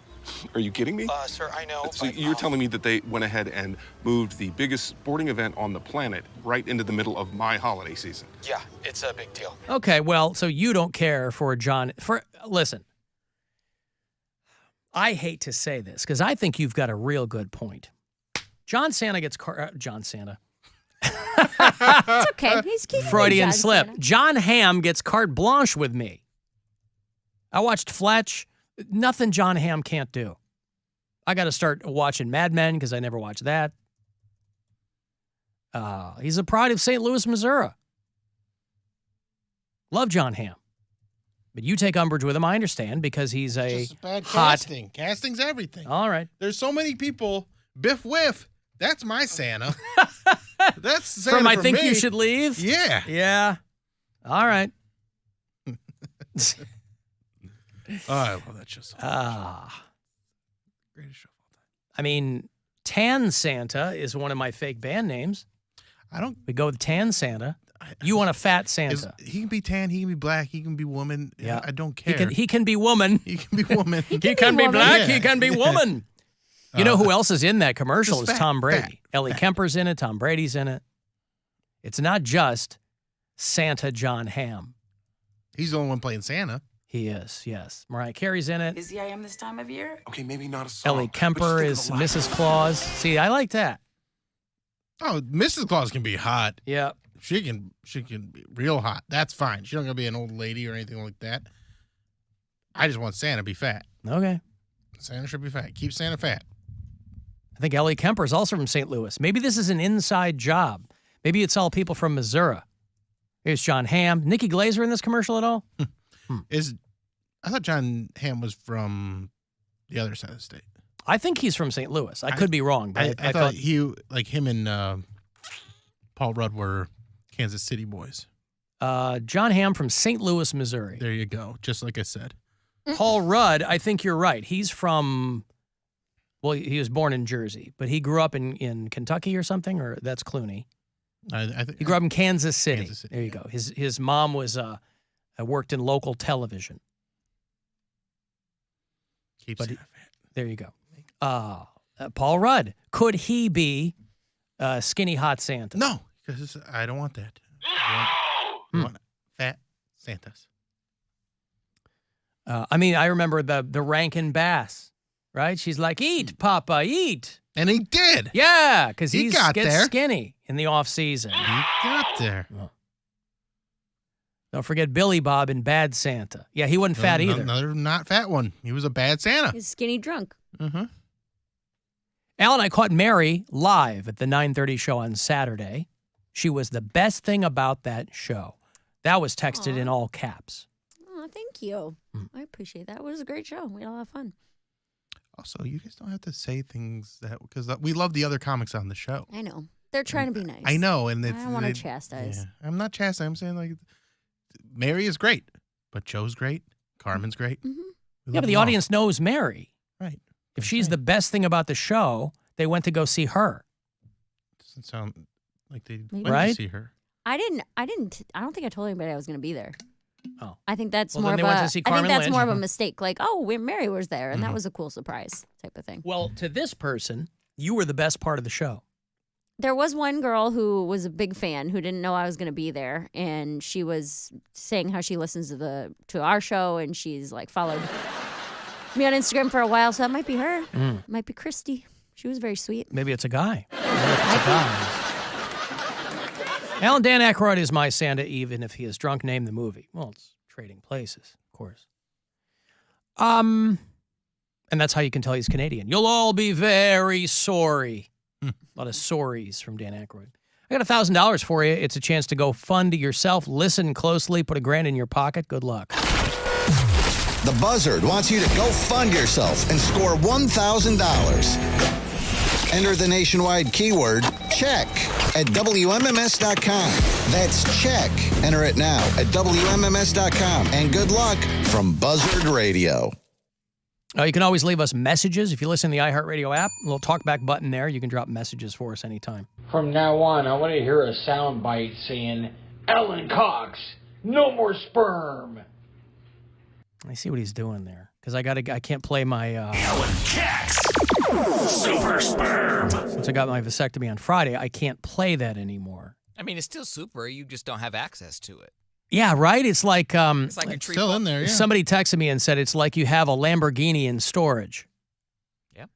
Alan Cox, super sperm. Right, but the whole point of the super sperm is that when I pull the goalie, you get pregnant, was the point. And since that's not going to be a concern anymore, boy, it's funny. You know, we posted a thing on our TikTok and on our Instagram and everything when Gab Cruz was in here one day last week for Mary, and she asked me if I was getting my balls removed because she was unclear what the price. She thought that a human getting a vasectomy was like when an animal gets neutered or whatever. That's awesome. And it is funny, especially like if you were to put in vasectomy in Google and it brings up people's questions.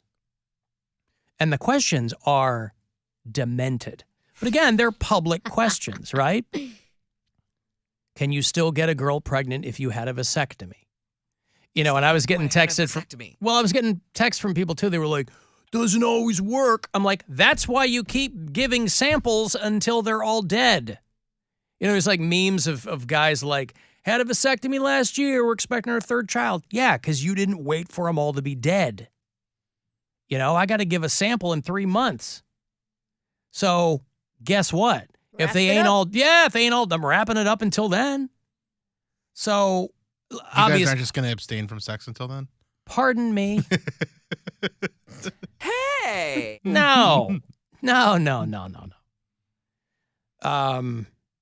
So, yeah, I listen, granted, I'm sure there are times where it doesn't take, but it's still not an accident if you get a vasectomy and then knock up your wife.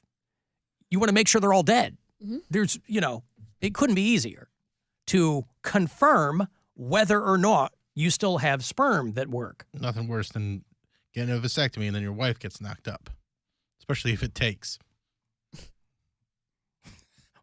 What? That baby is not yours. Oh.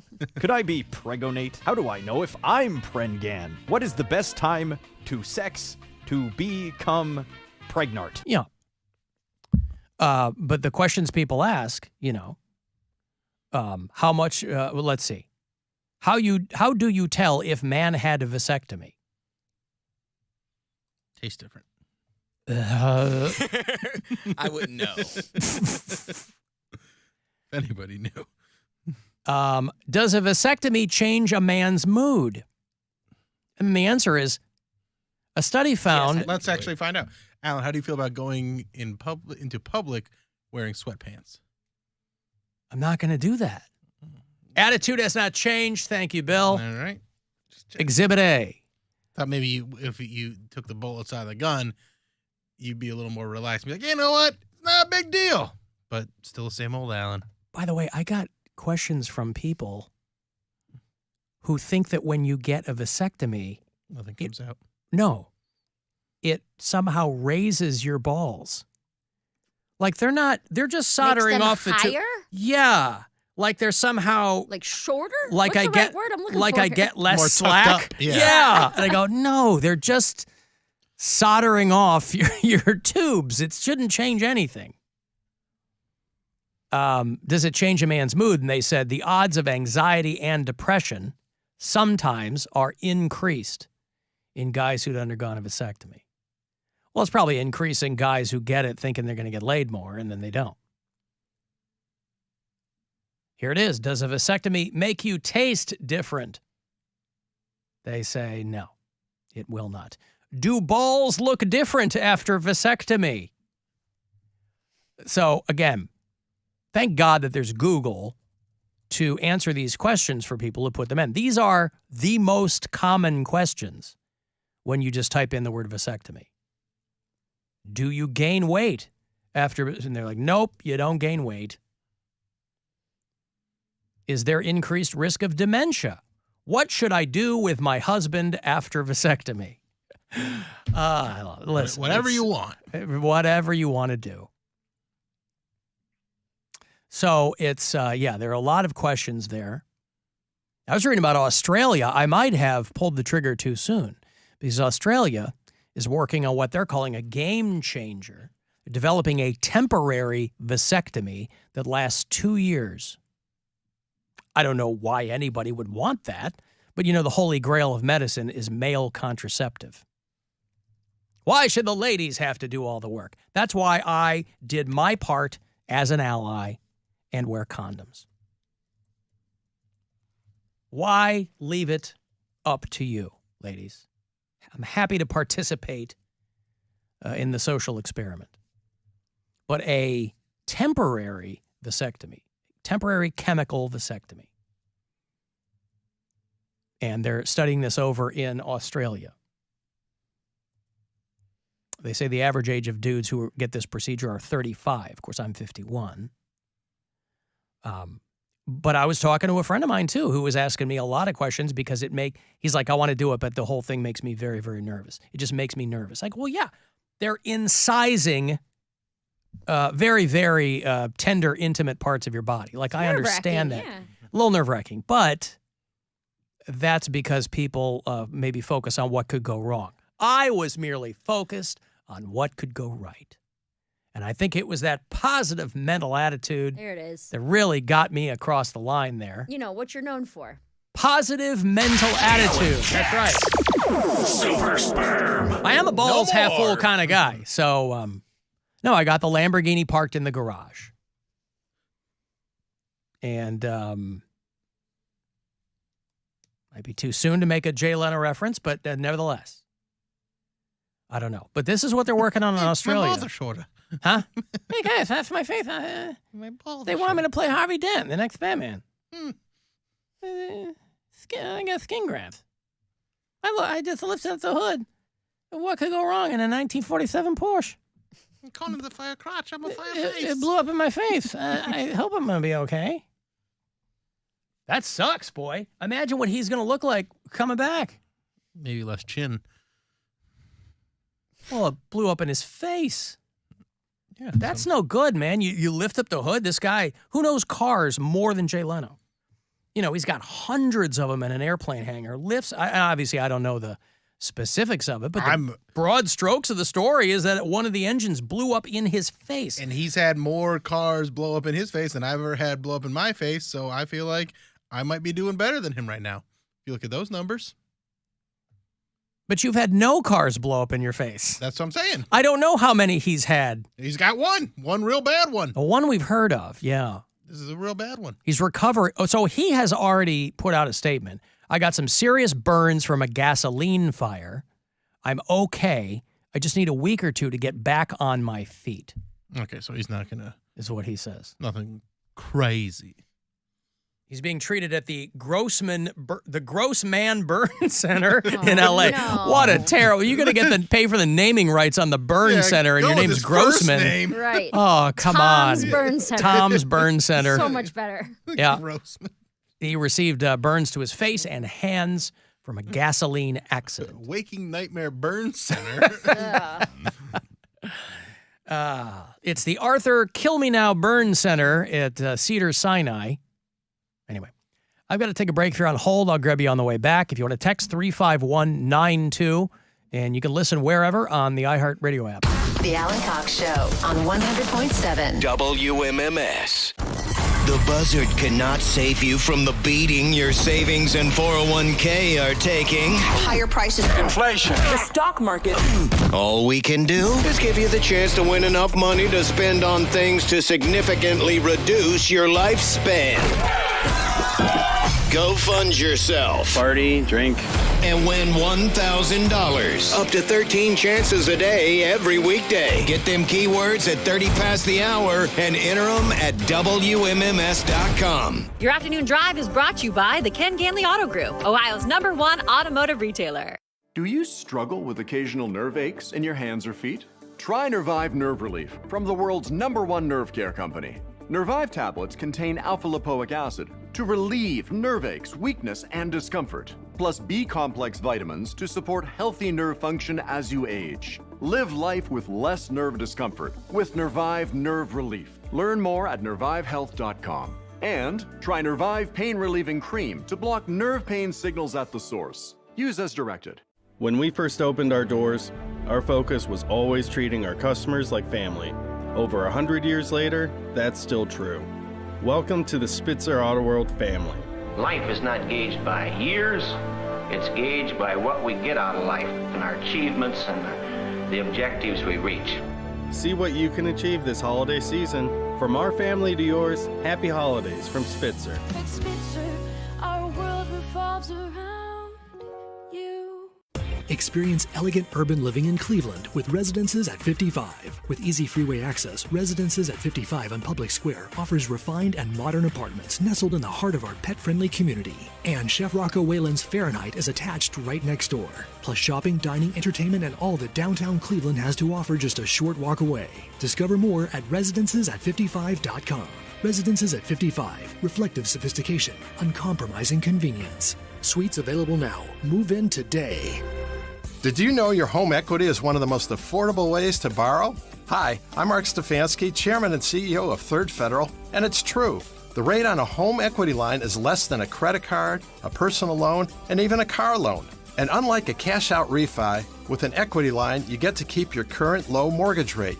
You only pay interest on what you actually need. Plus, at Third Federal, you don't pay any closing costs. So use your Third Federal home equity line of credit for whatever you want. Remodel your kitchen, pay for college, or even a family vacation. So go for it. Lock in today's guaranteed lowest rate and get as much as $200,000. Right now at Third Federal, get the guaranteed lowest rate on an equity line of credit of prime minus 0.76%, currently 6.24% APR on balances of $50,000 and over. For balances under $50,000, the rate is prime minus 0.26%, currently 6.74% APR. Apply online or call 1-800-3RD-FED. See details for guarantee at thirdfederal.com. Restrictions apply. Rates subject to change. Equal housing lender. Ohio, a new choice for Medicaid is here. Anthem Blue Cross and Blue Shield. The name you can trust because we're the plan that plans on everything. From 3 a.m. fevers to life-saving medicines to care wherever you need it, even the unexpected. We've been caring for Ohioans for over 80 years. So choose Anthem for your Medicaid plan. Visit anthemohio.com today. Hey, it's Doogie here. Eligible customers get Verizon Home Internet for free. Yes, you heard that right. The Affordable Connectivity Program, also known as the ACP, is a U.S. government program here to help provide homes across the country with access to Internet services. That's why when you pair the ACP with the Verizon Forward program, eligible households can receive Verizon Home Internet for free. There's no surprises or extra fees, no annual contracts or data caps, because when Verizon says free, they mean it. So now everyone in the family can stream, search, and video chat. Get ready to experience fast, reliable Verizon Home Internet at a price you'll love. Free. Visit Verizon.com/ACP Home to see if you qualify today and bring the internet you deserve home. Services are available in select areas. Affordable Connectivity Program, ACP, is a government program providing eligible households with internet service discounts. One program discount per household. Verizon Forward is for eligible residential customers with ACP applied to a Verizon Home Internet plan. Discounts may vary. Hey, Roman. Hey, Hot Buttered. My new recipe has Roman Burger customers thinking twice before ordering you. I knew they'd catch on sooner or later. We are the best burger in town and best cheesesteak around. It's the taste you crave. Every day, I bet your floors have shoe grime and pet grime and invisible grime. Invisible grime? Yep, the kind of grime that you only notice when you look at your socks. Ew. So get Swiffer Sweeper Wet, the cleaning power of a mop with the convenience of a wipe. Sweeper heavy-duty wet pads come prepped with a cleaning solution that traps and locks dirt and grime deep inside the pad, even dirt and grime you can't see, for the clean floors you want, anytime you want it. Swiffer Sweeper heavy-duty wet pads. Have you considered getting a medical marijuana card in Ohio? With NugMD, you can get yours online in minutes from the comfort of home. Once approved, you can shop at dispensaries across the state. NugMD is the nation's leader in medical marijuana evaluations and has helped over 1 million Americans live happier and healthier. NugMD is half the price of other competitors, and you only pay if approved. Plus, get $10 off when you go to nugmd.com/radio. That's nuggmd.com/radio. Go to nugmd.com/radio to get your medical marijuana card today. Let all those fall jack-o'-lanterns be a reminder of the kind of smile you don't want. Improve your smile at Byte.com. That's BYTE.com. Byte Invisible Teeth Aligners are doctor-directed and cost thousands less than traditional braces. Download the MyBite mobile app to track your progress every step of the way. Order your at-home impression kit today for $14.95 with your clear aligner purchase from Byte.com.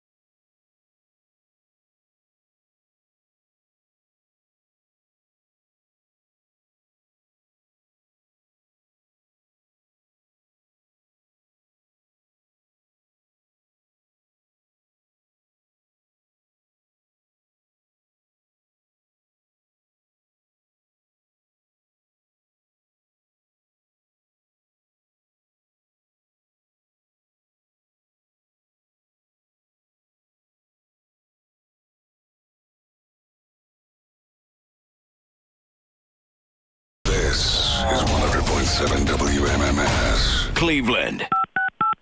We're glad you called us for information about masturbation. It's a subject many people feel uncomfortable with and don't talk about. Call the Alan Cox Show, 216-578-1007 or 1-800-348-1007.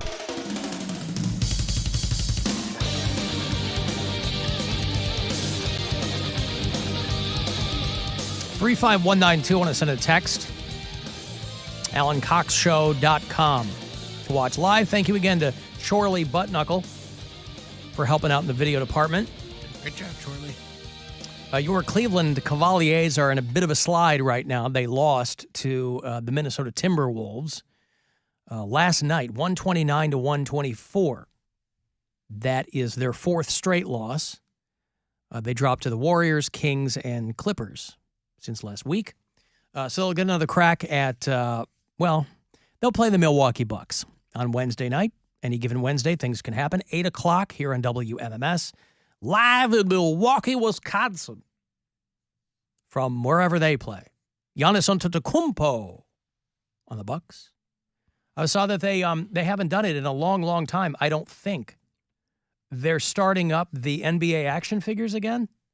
Remember the starting lineup? Yeah. Starting lineups? Yep, they're bringing back those like action those. figures. Those are cool. Yeah. Been a long time. So they're going to play the Bucks in Milwaukee. They'll come back home for a stretch to play Charlotte, Miami, Atlanta, and Portland. And they will play the Bucks again end of the month in Milwaukee. So anyway, all of it tomorrow night. Cavs basketball on your FM home of 100.7 WMMS. And use the promo code PUMPKIN at CLE Clothing Company for 20% off. All month long. Who knows what it'll be for December? Who cares? It's too far off. They're selling the Christmas Story house. I saw this. This big news here in Cleveland. On the eve of that sequel dropping. You should buy it since you love that movie so much. You're talking to Mary? To you. I've never seen the movie. Huh? You can't buy a house. But I've never seen the movie. Wouldn't make sense for me to do it. It's your favorite movie. You've talked about it like 100 times. You can't constantly like, I love this movie. Always referencing it. This and Goonies. Yeah. Takes me back to a simpler time. It makes me laugh. It's good movie.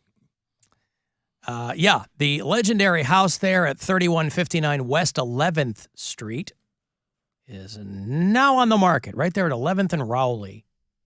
So, just so I'm clear. Those are addresses. Thank you. Rowley is a street. Appreciate that. Thanks. You use the numbers on the house to identify. I'm making note of this. Odds on one side, evens on the other.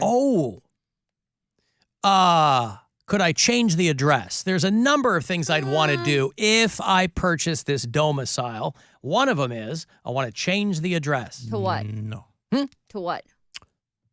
Dealer's choice. I don't know. Whatever you're 0. Oh. 0 11th Street. Maybe. No, because the numbers go in order and it kind of helps people know where things are. They won't be able to find it. Yeah. But maybe you can add a half. You'll 0 and a half. Yeah. Yeah, it'd be 0.5 11th Street. One of the most iconic houses in the city of Cleveland is what they say. But just so I'm clear, they just shot the exterior of this house for the movie. The inside was not shot for the film. I'm always so unclear about how much is actually in this movie because this town loves it so much. Well, but it was shot around here, I thought. I thought it was shot in Bulgaria. I know the sequel was. Oh, Bulgaria. But they didn't shoot the movie Buffalo here. Or something? They shot it somewhere else. So my question is, they shot parts of it here. I think but the exterior of the house made the film? I know that. But the interior did not? So it says the Christmas tree shopping scene and many of the inside shots of the house were filmed in Toronto. Right. So the exterior of the house is all anybody sees in the Christmas Story, and that's good enough for Cleveland. Yeah. Okay. The school was also shot in Toronto. Yeah. Wasn't the Santa scene and that was Cleveland, I believe. I'm trying to load. I thought it was it up right now. Or at least the outside part where they were showing the stores. Yeah. And it was all right. Higbee's, I believe. Well, there you go. The Higbee building. She's over there trying to load for. Oh, that's a big load! Nothing's loading. 3159 West 11th Street in Tremont. Our first year in Cleveland, we lived in Tremont. We were just a couple of blocks away from this place. And I wasn't hip to what was going on there. So I was like, what is, somebody had to explain it to me. You got to watch that movie with Nora this Christmas. Gwen has suggested that, so we probably will. She and I will probably watch it for the first time. Same thing with Home Alone. We watched it for the first time together. So, yeah, so the exterior of the house and the Higbee's is in Public Square. Mm-hmm. Okay. The Higbee building. Well, strangely, they have not made available the asking price because, with all due respect, I can't imagine this is much of a hot property to anybody outside Cleveland. No, people and anybody inside visit. Cleveland ain't gonna buy it. It's a very popular movie, so People come and see it. People will go and visit it. Right, but anyway, what I'm saying is it's not so great that they're hanging on to the house. Whoever owns this house is selling it, which means they ain't printing money over there. Because weren't you able to do overnight stays? Yeah. In the rooms that weren't in the movie. I've never understood I don't get it.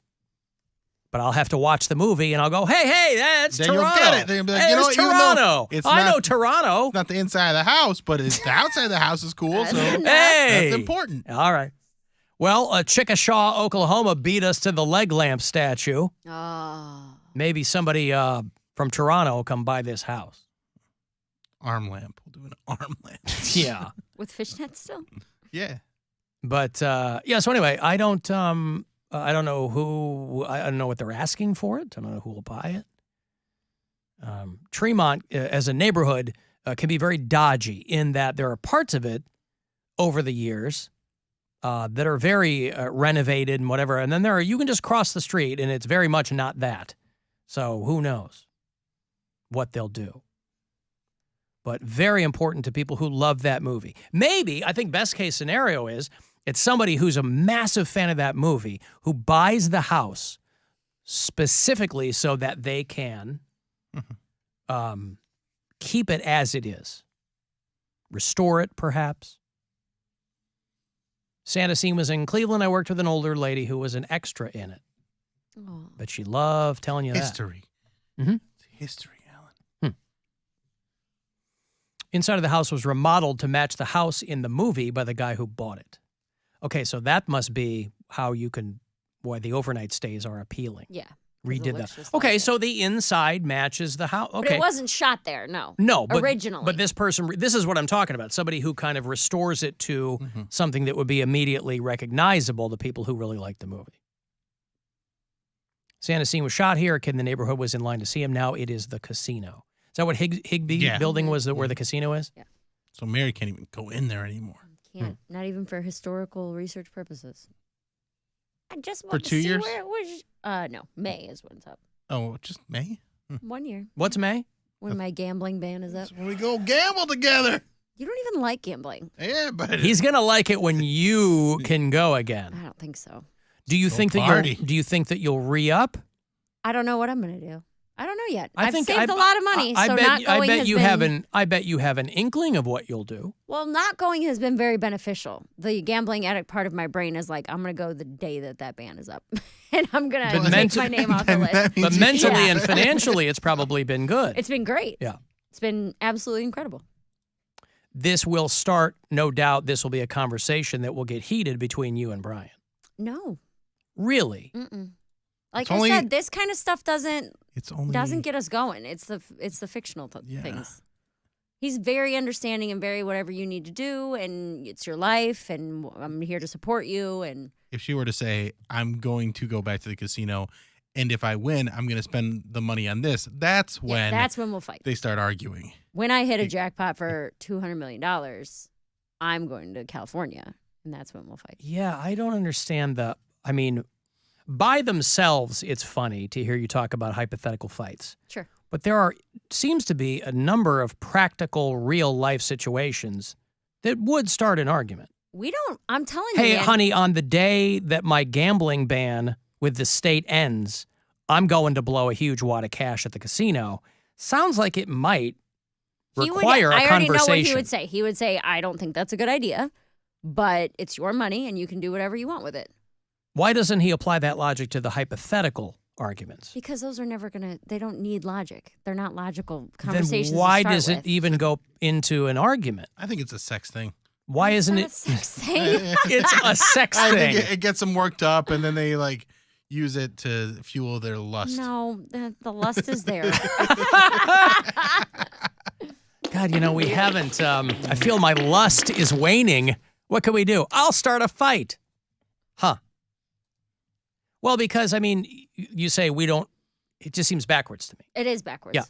It's very strange. Yeah. You would think that. But he sounds like a really practical, pragmatic guy. The most practical and pragmatic person you'll ever meet. But he still argues with you over things that you say will never happen, not with the things that might happen and affect your lives. Right. Huh. So like when we had our what would we do if we won the Powerball money discussion, that we disagreed on, and it did get a little heated. If I were to say I want to start gambling again, it would be a very pragmatic, caring, thoughtful, calm conversation. That would, I can almost promise you, would end in him telling me to do what I want because it's my life, but he would say he thinks it's stupid. Okay. Well, clearly that's what works for you guys. Whatever that dynamic is. Sure. Yeah. But, okay. And you have no idea what you'll do. When is it up? When is your state-imposed, self-imposed gambling ban with the state? It's up May 6th. In 2023. Yes. What day of the week is that? I don't know. You know what day of the week that is. No, I haven't looked. I'm May telling 6th is a Saturday. You're not going to haul ass to the casino on a Saturday with $1,000 in your pocket and blow it all? I don't have anything booked that weekend yet. No, I don't think so. Here's the problem with it, is that I understand that I am not someone who deals in moderation. And I have learned that about myself through various experiments, decade-long blackouts, things like that, where I don't do well with moderation. So I know that this is the best thing for me is to not go at all. Because if I tell myself I'm just going to go and spend a little bit, or I can just go on weekends, or I won't go by myself, I know that none of that will take. None of that will actually stay. Huh. It might start that way, and it might be that way for a little while, but I have no self-control when it comes to now with that attitude, you don't. No, I've tried. Believe me, I've tried 100 times. I'm just going to, I'll just spend my free play. And then $200 later, I'm like, well, at least I got my $10 John Eagle gift card, So stupid. Yes, but that's what self-control is. I don't have it. Fighting. Nobody does. You have to create it. That's what discipline is. But we're also talking about addictions I would here. be eating tacos and I would be eating tacos and ice cream and pizza every single day of my life. Right. I understand that. I have discipline on things that are not an addiction. Drinking and gambling, I cannot control myself, so I don't do them. But you have. I have not. But if you I have. could control myself, If you had I no wouldn't have banned myself. But if you had no self-control, you wouldn't be sober. You created that discipline. I get what you're saying. It's all or nothing, though. That's why I'm saying it's not about self-control. Those two things are an addiction. You have to deal in No, I understand. You have to deal in absolutes. Yes. But I'm saying the absolute abstinence is self-control. Every day you decide not to drink. Because I have to. Because But that I know is that is imposed self-control. But we're still talking about addictions here. The imposed self-control is necessary because I will die if I do the opposite. Or I will be completely out of money. Or but you know what I mean? Yeah, but that's what I'm saying. You have found your self-control in the absolute absence. In the absence of it. You are controlling yourself every day. Sure. If I were to partake in those two things, drinking or gambling, I have no self-control to stop. But that's why once I start, I cannot do it in moderation. I'm not suggesting you do. Right. What I'm saying is you decide every day to not relinquish that control. Correct. Yeah. Yeah, which is why I don't think that I'll go back for a while. I don't really You're ever saying wanna if you go back. started again, you would have no self-control. Right. Once I start, I cannot stop. But you could become sober again. What do you mean? People fall off the wagon all the time. Sure. Right? They go, well, I finally did it. Wagons are bumpy. I don't know if it makes it easier or harder or whatever if you stopped before and then started and then stopped again. Every time you relapse, it gets harder. And you relapse, typically, whether it's drinking, using, gambling, But whatever to your it is. credit, you haven't relapsed. Yeah. Right. Because I know how bad it will be if I do. Understood. I'm just saying You can't apply that same logic to, well, then why can't you just stop once you start using if you have the self-control not to do it at all? No, I'm not suggesting that. My question was whether or not it becomes easier or harder, and you said it gets harder. From everything I've heard, yeah, that every time you either start again, you relapse harder and it becomes more impossible. You're like starting from zero. From the people that you've Right. heard that have relapsed, when they do they say like, okay, I think I can control it now? All or they the, just almost every single time. It's They say either that? like a major life event, like Yeah. somebody dies or something like that, that'll trigger a relapse. Or they'll say, I've been sober 5 years. I bet I can could handle probably this, yeah. handle this. It's like, And it's like the people who go, I'm feeling pretty good. I'm going to get off my meds. Right. Where I it's like, don't no, need no, my no, no. antipsychotics anymore. Yeah. And it might start easy where you're like, okay, I'll have a drink or two and you can control it for a little while, but eventually I'm just saying you back, have proven your discipline where a lot of people are unable to do that. Sure. Yeah. Yeah, thank you. It's a big deal. Yeah. But and the other thing is It's like me and Kit Kats, Bill. It's the exact same thing, buddy. Yeah. Man, You're I addicted can't to have chocolate. one. Oh my goodness. Those Kit Kats. It doesn't even make sense. You don't even like milk chocolate. Dark chocolate. Dark chocolate. make dark You're chocolate addicted Kit to Kats. dark You chocolate. Kit Philistine, Kats. yes, because I'm an adult. Craig Ferguson has a very funny bit about that where he talks about getting clean and a girlfriend of his or something is like, I know what you're talking about. I was addicted to chocolate. And he goes through this whole thing where he's like, you've never woken up after a 3-day bender because you had chocolate. Like I can't much say chocolate, any yeah, of it on right. air, but yeah, it's very, very funny. Yeah. But yeah, I don't think I'll go back. It's just not, it's not safe. Not, I It's just understand. not You would safe. know better than anybody else. Right. Huh. All right. Well, anyway, I'm going to change the address of the Christmas Story That house sounds like a good idea, to Alan. 0.5 11th Street. Enjoy it. Because you're a millionaire and you can afford it. Not a millionaire. So humble. Just trying to stay down to earth and relate to us. Me and Dolly please. Parton. I know. I'm trying to be down with the common man. Why don't you give people $10,000, millionaire? I don't know, Yes, maybe like I'm your going to. coworkers. $10,000 a piece. Yeah, don't buy the Christmas Give Story me house Cody's, and give 'cause- us the money. Give me Mary and Cody's. Mary No. can't be No, trusted I with need my hers. money. And Poundcake, this is just our way of getting his conservatorship under. I'm going to give Poundcake everyone else's. Thank you. Just so we can see what he'll do with it. He's gonna And get now so we'll know what fat. it's Because like. let's be real. Did you say I'm gonna get fat? Yeah. He I would get a personal You're using trainer. it all on food. I would get a personal trainer. 0% chance. What about a public trainer? No. Listen, What about I a Megan think Trainer. What about a training bra? Speaking of Megan Trainer, Love her. I was told by someone today that Mary Santora, they referred to her as Yeah.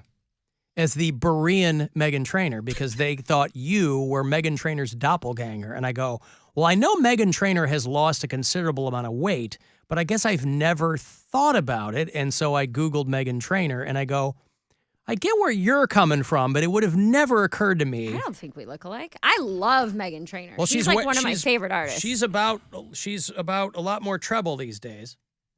Well, but- yeah, I know she's a big girl. Not anymore. Not That's, anymore. that's my She's- point. she's- She was all about the bass. Now she's Yeah, that was Jeremiah, right? yes. Yeah, because he said the same thing to me, and I was like, yeah, I don't see it, man. I don't see the similarities. Well, yeah, he came in and he goes, "Hey, Does Mary look like Megan Trainer to you?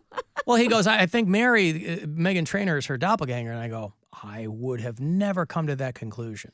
She's so You got to find the right picture. Of and both then of us. And, Like then you, the- and then you squint and you go, okay. Far away. Yeah. Brian was doing that last week. I posted them all in my story because we're watching the Cavs game. Brian is watching an interview with Kevin Love, and he goes, "It's my guy right there. That's my twin." I was like, "Kevin Love?"